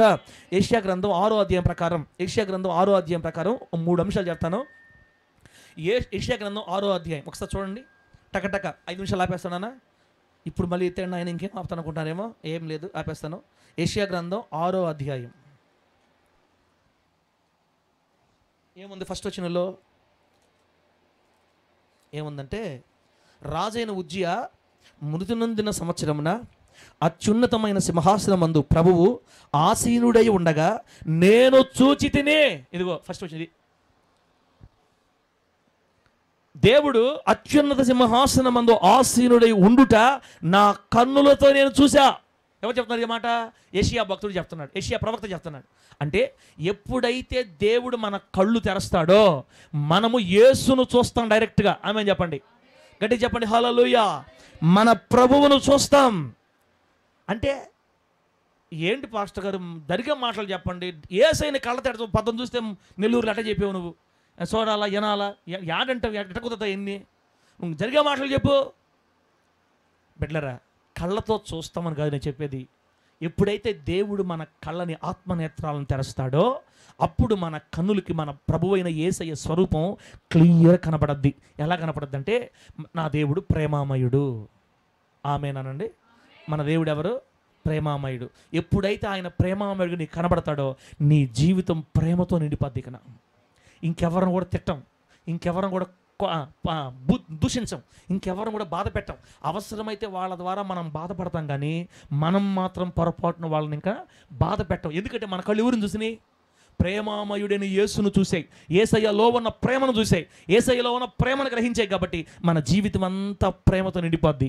యేసయ్య పరిశుద్ధుడు అన్నట్టుగా నీ కళ్ళు ఆయన పరిశుద్ధతను చూసాయి అనుకో, నువ్వు వెంటనే ఆయనలాగా మనం మారిపోతాం. అంటే ఎక్కడ నడిచినా, ఎక్కడ తిరిగినా, ఫోన్ చేతుల్లో ఉన్న, ఊరిలో ఉన్న, బయట ఉన్న, మార్కెట్లో ఉన్న, లోపల ఉన్న, బయట ఉన్న, పరిశుద్ధత కొరకు తహతహలాడతాం. నా ప్రభు అయిన యేసయ్య ఎలాగూ పరిశుద్ధుడో నేను కూడా ఆయనలాగా బ్రతకాలని ఆశపడి పరిశుద్ధతకు విభిన్నంగా వచ్చే, పరిశుద్ధతకి భిన్నంగా అపవిత్రపరిచే సకల విధములైనటువంటి పాపిష్టి కార్యాలకి దూరంగా పారిపోయి పరిశుద్ధుడైన యేసయ్యలాగా బ్రతకడానికి నువ్వు కోరుకుంటావు. దేవునికి మహిమ కలుగును గాక. నీ కళ్ళు తెరవబడ్డాయి అనేది గుర్తేందంటే, నా యేసయ్య పరిశుద్ధుడని నువ్వు నమ్మతావే, అప్పుడు నీ కళ్ళు తెరవబడిన గుర్తు. ఇప్పుడు యేసయ్య పరిశుద్ధుడని నోటితో చెప్తున్నావు, కానీ ఆ పరిశుద్ధత మన జీవితం కనపట్లేదే అంటే మన కళ్ళు ఇంకా తెరవబడలేదు. నిజంగా మన కళ్ళు తెరవబడితే ఆయన పరిశుద్ధత మనకు వచ్చేస్తుంది. అపవిత్రమైన మాటలు మాట్లాడడానికి మనం ఇష్టపడం, అపవిత్రమైన వినడానికి అసలు ఇష్టపడం ఇంకా. ఎందుకంటే మన కళ్ళు ఎవరు చూసేటప్పుడు ఎవరు చూసే? పరిశుద్ధుడైన యేసయ్యను చూసే, పరిశుద్ధుడైన యేసయ్యను చూసాయి. కాబట్టి అదే పరిశుద్ధత మనలోకి వచ్చేస్తుంది అనమాట. ఇంకా వీలైనంత వరకు ఎంత ఎక్కువగా వీలైతే అంత ఎక్కువగా పవిత్రంగా బతకడానికి ఇష్టపడతాం. ఒకటి, యేసయ్య ప్రేమ మనలోకి వచ్చేస్తుంది. ఎవరిని తిట్టము, దూషించము, బాధ పెట్టము. యేసయ్య పరిశుద్ధత రెండు మనలోకి వచ్చేస్తుంది. యేసయ్య పరిశుద్ధుడు, యేసయ్య ప్రేమ గలవాడు. ఇంకో మాట ఉంది, ఆయన దయగల మాటలకు వారు ఆశ్చర్యపడని ఉంటుంది. యేసయ్య దయగలవాడు. ఆమె నన్ను గట్టిగా. యేసయ్య ఎవరు తమ్ముడా? నువ్వు యేసయ్యను చూస్తే ఆయనలో ఉన్న దయ నీలోకి వచ్చేస్తుంది. అప్పుడు విశ్వాసం ఎట్టమాడతావు నువ్వు? నీ ఇరు పొరుగు బిడ్డలతో, సంఘంలో ఉన్న పక్కన అక్క వాళ్ళతో ఎట్టమాడతావు? మో ఏంది నువ్వా అన్నావు ఇంకా, అక్క అక్క అటు చేయకూడదు అక్క, తమ్ముడా అటు కాదు తమ్ముడా, అన్న ఇలా కాదన్నా, అన్న అలా కాదన్నా. అసలు మన మాటలో దయ వచ్చేస్తుంది. దయ దేవస్థానమ్మ ఎట్లా వస్తుంది? ఏమొస్తుంది? దయ వచ్చేస్తుంది. అప్పుడు ప్రతి మాట దయతో మాట్లాడతావు. నువ్వు ఎప్పుడైతే దయతో మాట్లాడతావో నీ కళ్ళు యేసయ్యను చూసేని అర్థం. యేసయ్యను చూసాయి కాబట్టి ఆయనలో ఉన్న దయ నీలోకి వచ్చేసింది, ఆయనలో ఉన్న కరుణ మనలోకి వచ్చేసింది. యేసయ్య పేదల్ని కనికరించేవాడు, బీదల్ని కనికరించేవాడు. యేసయ్య నువ్వు కానీ కళ్ళతో చూస్తే నువ్వు కూడా పేదలకి నీకు ఉన్న దాంట్లో సహాయం చేస్తావు, నువ్వు కూడా లేని వాళ్ళకి తోడ్పడతావు, నువ్వు కూడా బాధల్లో ఉన్న వాళ్ళకి డబ్బు ఇవ్వడానికి డబ్బు లేకపోయినా నోటి మాటతోనైనా సహాయం చేస్తావు. దేవునికి మహిమ కలుగును గాక. అక్క బాధపడద్దు, అక్క తమ్ముడా బాధపడద్దు, కనికరాజు ఏం కాదు, నీకు ధైర్యం ఉంది, దేవుడు ఆరోగ్యం ఇస్తాడు నీకు. ఇప్పుడు కనికరాజుకి దగ్గు, నిమ్ముతో బాధపడుతున్నాడు. మన బిడ్డలందరూ ఆ కాలనీలోనే ఉన్నారు. దగ్గుకోరా, బాగా దగ్గుకో, నీకు ఎట్టే అవ్వాలి, దగ్గుకో అని ఎవరు పడుచుకోకుండా ఉండను అనుకో, దాన్ని ఏమంటారు అక్క? యేసయ్య ప్రేమ అంటారా? జానపల్ల అదంటారా? ఇప్పుడు నిజంగా నీళ్ళు యేసయ్య దయ, యేసయ్య ప్రేమ ఉందంటే, మన బిడ్డ ఒక బిడ్డ బాధపడుతున్నాడంటే ఇద్దరు ముగ్గురు కలిసి వెళ్ళి ఇంట్లో కూర్చోనో బయటికి పిలిచో ధైర్యం చెప్తారు. ఏం కాదులేరా, మనకు దేవుడు ఉన్నాడురా, బ్రతికినంత కాలం దేవుడి కోసం బతద్దాం, టెన్షన్ పడబాకు, దేవుడు ఉన్న మనకి అని మన బిడ్డలోకి ఇద్దరు ముగ్గురు పోయి ధైర్యంగా మాట్లాడితే ఇంక భయం ఉంటుందా చెప్పండి? ఇట్టే తిరగతుండారు సార్, ఒక్కరు కూడా పట్టించుకోవట్లేదు సార్ అంటే మన దేవుని ప్రేమ ఉందా? ఈవిడెట్టి పోతే మనకెందుకు సార్, నోరు మూసుకోండి నువ్వు, ఏం నువ్వు మాటలు చెప్పేది, మా మాటలు ఎవరుంటారు సార్, మా మాటలు ఎవరంటారు అని నా తనరలే లోపల అనుకుంటారు అన్నమాట కొంతమంది. బాంధవ్య నిజం చెప్తున్నాడు, బాంధవ్యాన్ని యథార్థం మనం మెచ్చుకోవాలా. అవును సార్, అవును అంటారట, నన్ను అంటారంట, నోరు మూసుకొని అనా. ప్రభు మిమ్మల్ని ఆశీర్వదించునుగాక. నీకు నిజంగా యేసయ్య కనబడితే, నీ కళ్ళు తెరవబడి నువ్వు యేసయ్యను చూస్తే, ఒక్క మనిషి కోసం 40 కిలోమీటర్లు నడిచిపోయిన ప్రేమగల దేవుడు ఆయన. నాయీని విధవరాలని ధైర్యపరచడానికి, ఆమెను ఓదార్చడానికి, తన కొడుకును బతికించడానికి 40 కిలోమీటర్లు 40 మైళ్ళు, 40 మైళ్ళు అంటే 90 కిలోమీటర్లు వస్తుంది. మళ్ళీ 40 కిలోమీటర్లు ఉదయాన బయలుదేరి సాయంత్రికల్లా చేరుకొని ఆ శవాన్ని ఆపి ఒక్క బిడ్డ కోసం. ఏ తమ్ముడ మనలో దేవుని ప్రేమ చెప్పండి. దేవుని దయ్యేది. కన్నీళ్ళు విడుస్తున్న వారి దగ్గరికి నువ్వు ఓదార్చింది ఎక్కడ? బాధల్లో ఉన్న వారి దగ్గర కనీసం నోటి మాట ధైర్యం చెప్పేది ఎక్కడ? కొంచెం భయస్తులు ఉంటారు, వాళ్ళు పాపం మాట్లాడరు. ఇప్పుడు పొదలకూరు జ్యోతమ్మ, జ్యోతిరాజు వాళ్ళు ఉన్నారు, వాళ్ళ పాపం ఎవరితో మాట్లాడరు.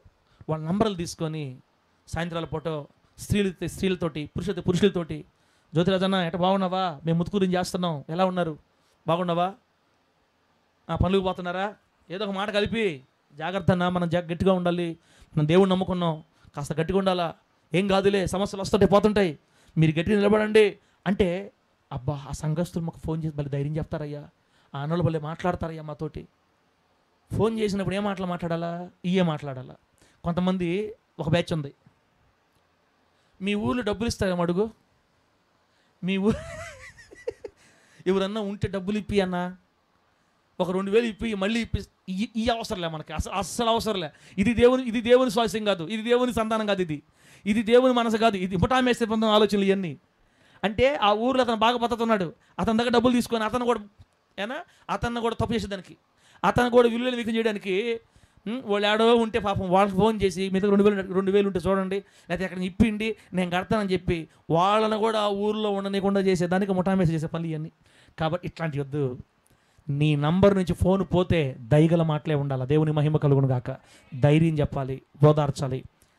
అసలు ఇప్పుడైతే ఆ బిడ్డలు చాలా బాధల్లో ఉన్నారు. ఆ బిడ్డకి మరలా వచ్చేస్తుంది ఒంట్లోకి. చెప్పేవాళ్ళు ఎవరు లేరు, అందరూ వేరే సంఘస్థులు. నెల్లూరు పోతున్న చర్చిలు ఎక్కడ లేవా? పొదలకూరులో చర్చిలు లేవు, మన ఊర్లో చర్చిలు లేవు. ఇన్ని దాటుకొని ఈ నెల్లూరులో ఏముంది మీకు అని పోతున్నారు. మీరు ఫోన్ చేసి మాట్లాడితే ఎంత ధైర్యం వస్తుంది. మనం ఎంత మంచోళ్ళం అంటే, వచ్చామా, చూసుకున్నామా, మధ్యాహ్నం అంతా తిన్నామా, ఇస్రాయల్ పాస్టర్ మాటలు 2 విన్నామా, ఎక్కువ మాట్లాడితే బాగుండదని చెప్పామా, వెళ్ళామా, అంతే. ఎవరు పోతే మనకెందుకు? అందుకే చెప్తున్నాను, మనం గుడ్డోళ్ళమే. మన కళ్ళు ఎవరిని చూడలేదు? యేసును చూడలేదు. నా కళ్ళు తెరువు ప్రభు అని ప్రార్థన చేయాలి. నా కళ్ళు తెరిస్తే నేను నిన్ను చూస్తానయ్యా, నేను నీలాగా మారిపోతానయ్యా, నీలో ఉన్న ప్రేమ నాలోకి వచ్చేయాలయ్యా, నీలో ఉన్న దయ, నీలో ఉన్న కరుణ నాలో రావాలి, నీలో ఉన్న పరిశుద్ధత నాలోకి వచ్చేసేయాలి, నేను నీలా మారిపోవాలి.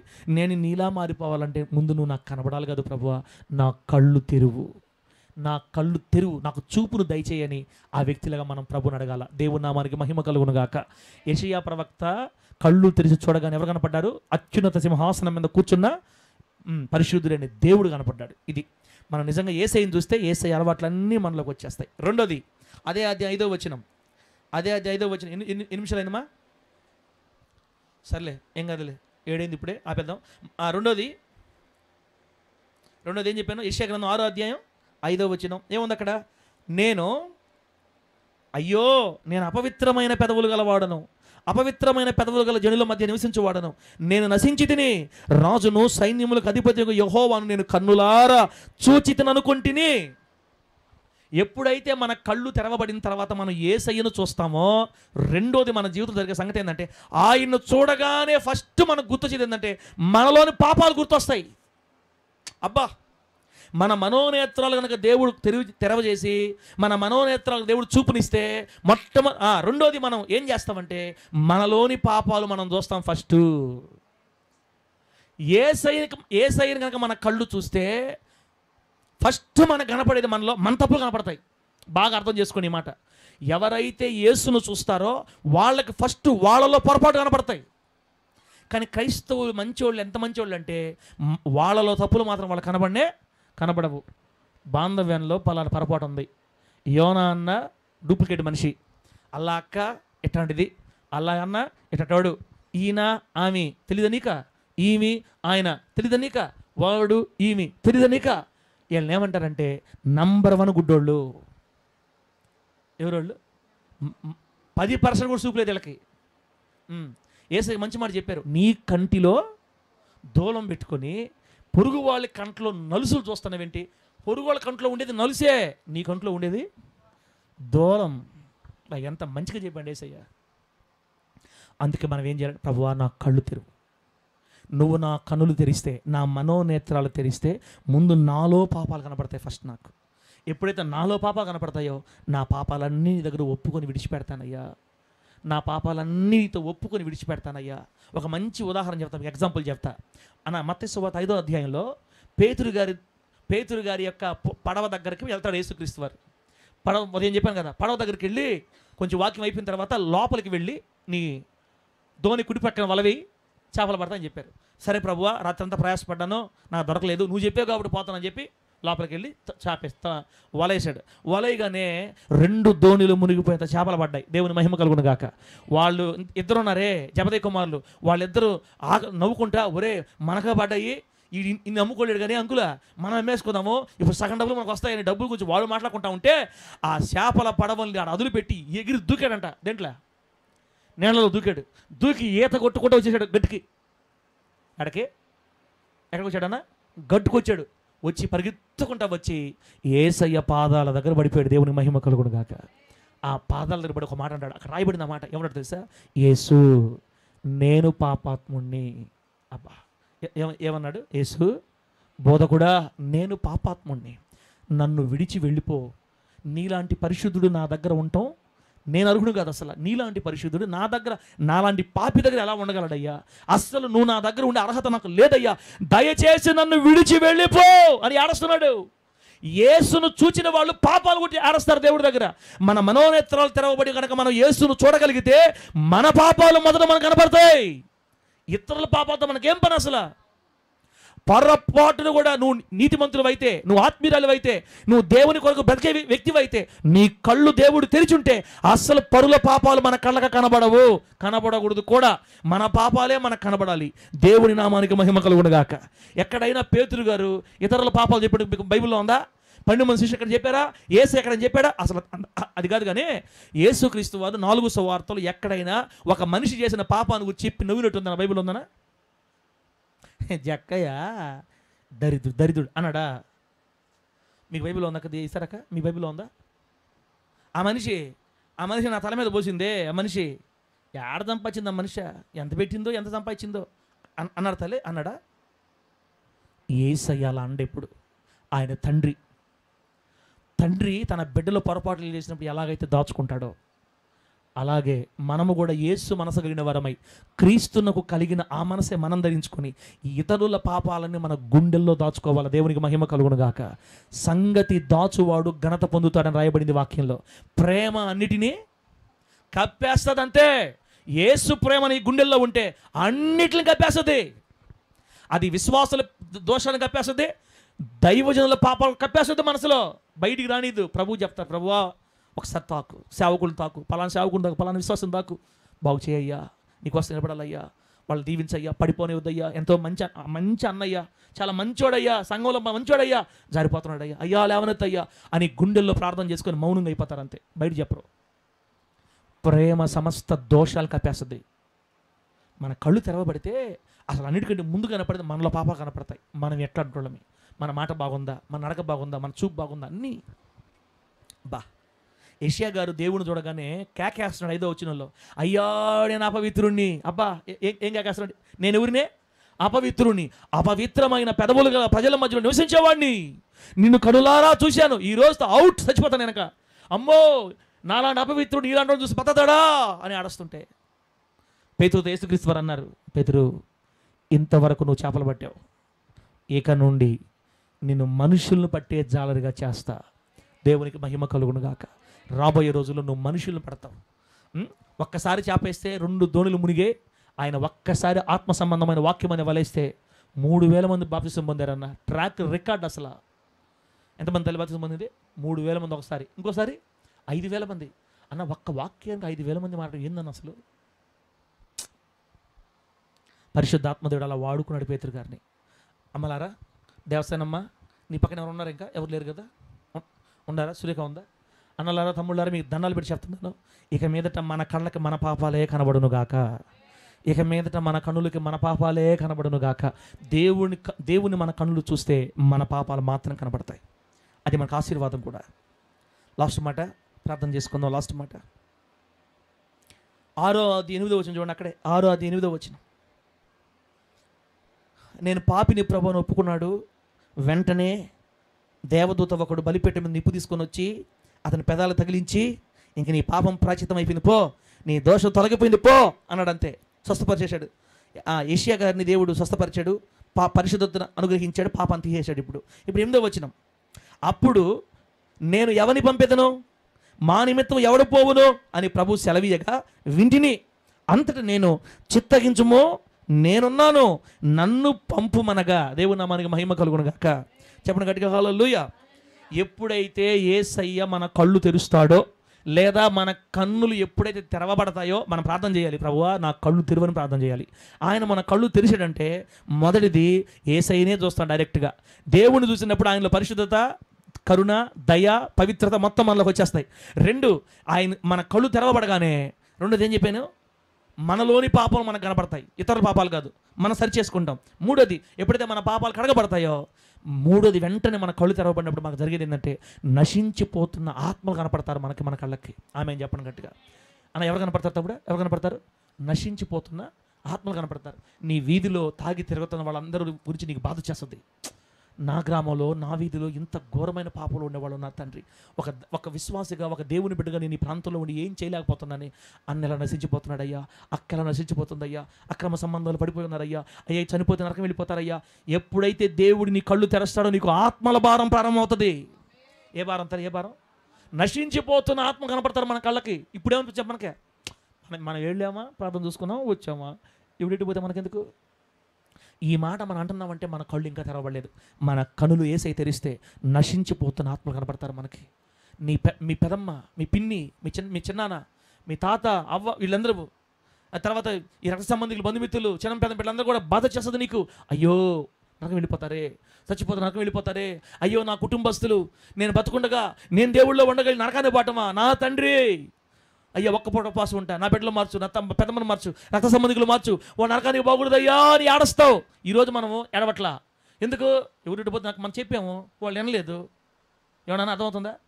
మేము చెప్పాము, మహిమ వినలేదు, మమ్మల్ని ఏం చేయమంటావు? అంతే, ఆ పుల్లం వినలేదు, మేము చెప్పాము, వాళ్ళు వినలేదు, ఈజీగా తీసేస్తున్నాం మనం ఇప్పుడు. కానీ ఒక్కసారి మనం కనుక యేసయ్యని చూస్తే ఈ వాక్య మహిమ కెనాలా, నా గురించి చెప్పాడు ఆడ కూడా నన్ను వదిలేట్లేడే, నా గురించి చెప్పాడా అంటది.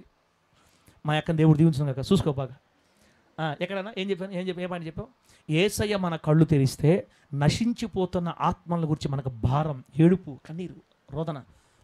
అయ్యో మా వదిన నశించిపోతుంది, మా తమ్ముడు నశించిపోతున్నాడు, ఇదే బాధ. ఇంకా మన కళ్ళు తెరవబడలేదు కాబట్టి నీ అన్నను గురించి, నీ వదిన గురించి, నీ తమ్ముళ్ళ గురించి, మరుదుల గురించి నీకు ఇంకా భారం రాలేదు తమ్ముడా, అక్క. యేసయ్య మన కళ్ళు తెరిస్తే నశించిపోతున్న ఆత్మ మనకు కనబడతారు. నేనున్నాను ప్రభువా, నన్ను పంపు ప్రభు అన్నాడంటే యెషయా గారు. నేనున్నాను ప్రభు, నన్ను పంపు ప్రభువా, నన్ను పంపు. బిడ్డ ఒకసారి ఆలోచన చేసుకో, ఇంకా ఎంతమంది మారు మనసు పొందలేదు, అట్టే వదిలేస్తావు వాళ్ళని? వాళ్ళ కోసం ఏమైనా తీర్మానం చేసుకుంటావా? బిడ్డరా, అపోస్తుల కార్యగ్రంథం 16వ అధ్యాయం 18వ వచనం లాస్ట్ మాట. అపోస్తుల కార్యగ్రంథం 16వ అధ్యాయం 18వ వచనం ఏంటంటే, పుతోనుదయం పట్టుకున్నటువంటి యవనస్తురాలకి పౌలు గారు విడుదల ప్రసాదిస్తాడు. అక్కడ పౌలు గారు ఆమెను చూసినప్పుడు, అమ్మాయిని చూసినప్పుడల్లా ఆమె ప్రతిరోజు వచ్చి కేకలేస్తుంది, ఇదిగో వీరు సర్వోన్నతులైన దేవుని దాసులు, వీరు మీకు రక్షణ ప్రచురిస్తారని చెప్తా ఉంటే ఆ అమ్మాయి నలిగిపోతూ ఉంది ఆ దయ్యంతో. ఆ పైథాన్, స్పిరిట్ ఆఫ్ పైథాన్, నాగదేవత, పాము స్పిరిట్ అనమాట. ఇట్లా వంకర పెడుతుంది, తిరిగిపోతుంది పాపం.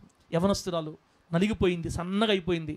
ఆ బిడ్డ బాధను చూసిన దేవుడు, పౌలు గారు బాగా వినండి, ఎప్పుడైతే మన కళ్ళు దేవుడు తెరస్తాడో ఎవరి దేహంలో దయ్యం ఉందో, ఎవరి దేహంలో దెయ్యం ఉందో మాకు తెలిసిపోతుంది ఊరికే.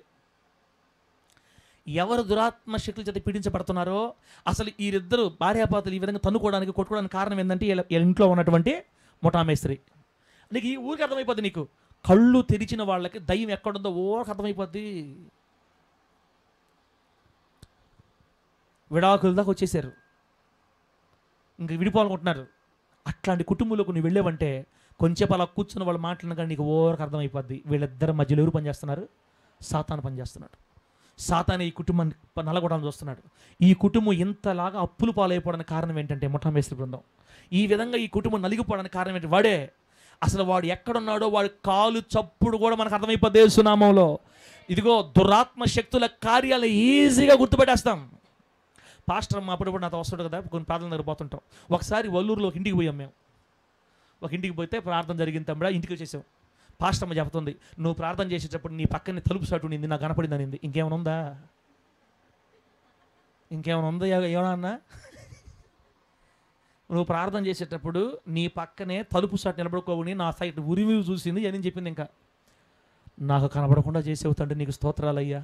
నా గానిటిగా కనపడే పని దెబ్బకు వాక్యం పెట్టిపోయిండేది, నేను ఎట్టిపోయిండేవాడు. చూసా, దేవుని బిడ్డలకి దురాత్మ ఊరికి అర్థమైపోతాయి. కళ్ళు, మన దేవుడు కళ్ళు తెరిస్తే దురాత్మ కార్యాలు ఎక్కడెక్కడ జరుగుతున్నాయి, ఏ ఇంట్లో దురాత్మలు ఉన్నాయి ఊరకే. ఆ ఇంట్లో మేము ప్రార్థన పెట్టిన ఇంట్లో భార్య మీద భలే అనుమానం. ఆ అన్నకి ఏంది భార్య మీద భర్తకు అనుమానం. ఇప్పుడు దాని అర్థం ఏంది? ఏ ఇంట్లో ముఠా మేస్త్రి ఉంటాడో ఆ ఇంట్లో అనుమానాలు వస్తాయి. ఈ అనుమానాలు అనేవి ముఠా మేస్త్రి పనులే. తర్వాత పాస్టర్ నాకు చెప్పిన తర్వాత నేను నిదానంగా చెప్పే వాళ్ళకి, కొంచెం ప్రార్థన పెట్టాలన్నా 7 వారాలు ప్రార్థన జరగాలి మీ ఇంట్లో, దురాత్మశక్తుల ప్రభావం ఎక్కువగా ఉంది. అవును సార్, నాకు కూడా నల్ల కనపడుతున్నాడు సార్ అని చెప్తున్నా. అప్పుడు చెప్తున్నా, అన్న మీ అందరికి కనపడుతున్నా, నాకు కనపడకూడదు నాయన. దేవుని నామానికి మహిమ కలుగును గాక. ఒకసారి నెల్లూరులో ఒక ఇంటికి పోయాం.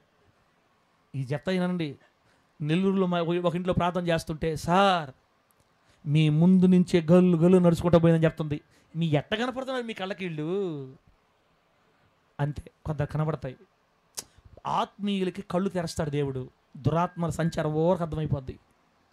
కొంతమంది ఉంటారులే సోది చెప్పేవాళ్ళు, అది వాళ్ళ మాటలు నమ్మకూడదు. మళ్ళీ మనం కొంతమంది సోది చెప్పేవాళ్ళు ఉంటారు. తల్లే ఏ ఇంట్లోకైనా పో, అదిగో ఆడ నల్ల కనపడుతుంది, ఇదిగో ఈ పక్క చుట్టుగా ఉంది, అదిగో పైన పాము పోతునింది, అన్నీ అబద్ధాలే. ఇక్కడ 2 ఉన్నాయి. మళ్ళా ఎవరికి కనబడతాయి? ఆత్మీయులకి, పరిశుద్ధులకి, ప్రార్థనా పరులకి, దేవునితో ఎక్కువ గడిపే వాళ్ళకి మాత్రమే కళ్ళు తెరుస్తాడు దేవుడు. కొంతమందికి అట్లా చెబుతుంటే బాగానండి, మీరు ఇవి తెలుసుకోవాలా. కొంతమంది దీనికి కనబడిపోతారు. అక్క మీ ఇంటి కనబడింది అక్క నాక అని చెప్తారు మన సంఘంలో ఉండేవాళ్ళే. అవునమ్మా మీకు కనబడిందమ్మా, అవునా అక్క, అదిగో చుట్టుకొని ఆ వెనక ఆ నుంచి ఇట్టు పోతునింది, తల ఎంత లాభం ఉందని చెప్తుంది, తల కూడా కనపడని చెప్తుంటుంది. అప్పుడు వీళ్ళకి ఎవరు కావాలా? పాస్టర్లు బళ్ళే ఇటోళ్ళు కావాలా? అప్పుడు ఎక్క నంబర్ తీసుకుంటుంది, మన అక్క నంబరు. రేపో మాపో పక్కింటి వాళ్ళు ఏమైనా మూలతున్నారు అనుకో, మా సంఘంలో కాముంది, ఆడి నుంచే ప్రార్థన చేస్తుంది, మీ ఇంట్లో ఏముందో చెప్పేస్తుంది. ట్రింగ్ ట్రింగ్ ట్రింగ్ ట్రింగ్, హలో అక్క, సెలమక్క, వందనాలు అక్క, అదే మొన్న మా ఇంటికి వచ్చినప్పుడు చెప్పారు కదా మీరు నల్లగా చుట్టుకుందని. అక్క ఈ ఇంట్లో కూడా వెనక ఇంట్లో కూడా తేమని బాధలక్క వాళ్ళక నీ గురించి చెప్పాను, ఒకసారి మాట్లాడు చెప్పు. ఇంకా సలోమకి ఏం అర్థమైపోద్దంటే, ఇంకా నాకు వీళ్ళు ఫోన్ చేసేది ఏదో ఒకటి చెప్పడానికి, ఏదో ఒకటి చెప్పకుండా కానీ పెట్టేసాను అనుకో, నాకు శక్తి పిల్లలు అనుకుంటారు. ఇప్పుడు ఏదో ఒకటి చెప్పాలని, ఇయ్యమ్మ ఫోన్ ఇయ్యమ్మా, బెదరు ఏం కావాలని, ఏమైందండి మీకు, ప్రార్థన చేస్తా, స్తోత్రం స్తోత్రం స్తోత్రం, ఆమేన్. అయ్యా మీ ఇంట్లో బీరువా ఉంది కదా మీ ఇంట్లో? అవునమ్మా ఉందమ్మా. ఇంట్లో బీరువా ఉండదా? ఆ బీరువాలో లోపల అరలో చుట్టుకొని కనపడుతుంది నాకు అని చెప్తాడు. ఎట్లా పట్టుకున్నావు ఒక ఎక్కని కరెక్ట్గా చెప్పేసి. మనిషికి ఏ కావాలా? వాళ్ళు ఇంక ముందు వెనకేమి నమ్మరు, చుట్టుకొని కూర్చోముంది. మీరేం చేస్తారంటే ప్రార్థనలు పెట్టుకోవాలా, అవి చేసుకోవాలి ఇది చేసుకోవాలని చెప్పేసి మనకు తెలియకుండా వాళ్ళు వెళ్ళిపోతారు. వాళ్ళు వెళ్ళిపోయి కొన్ని సంఘాలు గందరగోళం అయిపోయింది తలే, కొన్ని సంఘాలు గందరగోళం అయిపోయి ఉన్నాయి. ఈ సోది మాటలిని గందరగోళం అయిపోయి ఉంటాయి. దేవుడి దయ వల్ల మొదటి నుంచి ఇంజక్షన్ వేయటం వల్ల మనకు అసలు ఆ జబ్బు రాలా. దేవుని మహిమ కలుగును గాక. గట్టిగా చెప్పండి హల్లెలూయా. స్టార్టింగ్ నుంచి యాంటీబయాటిక్ ఇచ్చాం కాబట్టి ఎన్ని ఒప్పుకోండి అయినా. కొన్ని సంఘాల్లో చూడండి, ప్రవచిస్తున్నారు అనుకోండి, పోయి పాస్టర్లే మైకి పెట్టేస్తారు వాళ్ళకి. మన నెల్లూరులో ఒక మందిరం ఉంది, పెద్ద మందిరం, 1000 మంది వచ్చే మందిరం ఉంది. అన్న ప్రార్థనలు ఎవరన్నా కానీ నా కుమారుడా నా కుమారు అన్నామంటే మొత్తం ఆపేస్తారు, సైలెంట్ అందరూ ఆగిపోతారు, పోయి మైకి పెట్టేస్తారు. ఎవరికి? నా కుమారుడు ఎవరైతే అన్నారో పెట్టేస్తారు. ఆ మైకి పెట్టగా నాకు అర్థమైపోతుంది, నా మైకి నా మాట వినపడుతుంది. నా కుమారుడో ఈ చర్చిని 3 అంతస్తులు చేస్తారు, కొంచెం సపోర్ట్లో మళ్ళీ కొడుతుంటారు.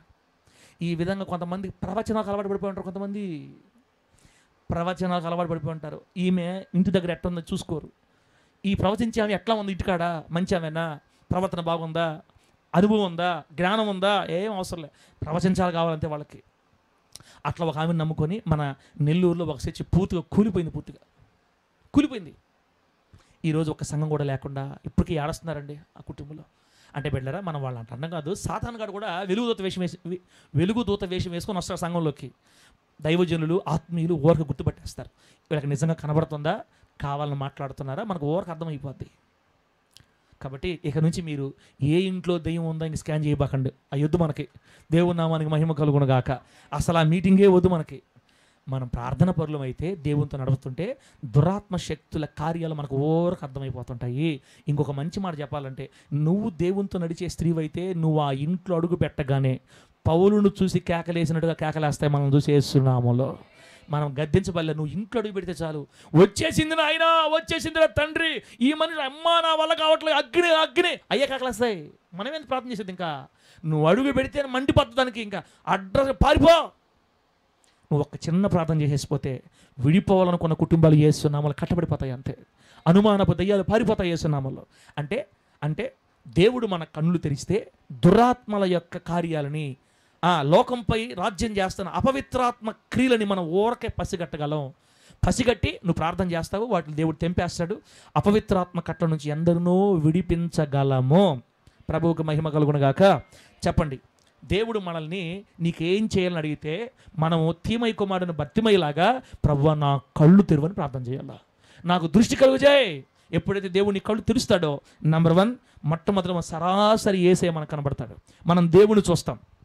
దేవుడు మనకు కనబడగానే ఆయనలో ఉన్న పరిశుద్ధత, ఆయనలో ఉన్న ప్రేమ, ఆయనలో ఉన్న దయ, ఆయనలో ఉన్న కరుణ మన జీవితాలకు వచ్చేస్తాయి. అంతే. 2, దేవుడు మన కళ్ళు తెరిస్తే మన పాపాలు మనకు కనబడతాయి. మన పాపాలు విడుదల పొందుతాం. 3, దేవుడు మన కళ్ళు తెరిస్తే నశించిపోతున్న వేవేల మంది ఆత్మలు నీ కళ్ళ కనబడినప్పుడు ఏడుపు తట్టుకోలేవు. 4, ఈ లోకాన్ని పాడు చేస్తున్న దురాత్మ శక్తుల కార్యాలను ఊరకే పసిగట్టగలం. వాటి చేతుల్లోంచి అందరినో విడిపించగలం. ఇది దేవుడు మన కళ్ళు తెరుచుట ద్వారా మనకు కలిగే మేలు. ప్రభు నామానికి మహిమ కలుగును గాక. చెప్పండి గట్టిగా హల్లెలూయా. చెప్పండి. కళ్ళు తెరవబడాలా వద్దా? ఈరోజు ఒకటే ప్రార్థన, నా కళ్ళు తెరువు ప్రభువా, నా కళ్ళు కూడా తెరువు. పాస్టర్ గారు చెప్పారు, అవన్నీ నాకు జరగాల, నేను వాటిని చూడాలా, నీ పని నా ద్వారా జరగాలి, దయచేసి నా కళ్ళు కూడా తెరువు, నా కళ్ళు కూడా తెరువని ప్రార్థన చేసుకుందాం. దేవుడి మాటలు మనకు ఆశీర్వాదకరంగా మార్చి వర్ధిల్ల చేయును గాక. కళ్ళు మూసుకొని బిడ్డలారా ప్రార్థన చేద్దాం.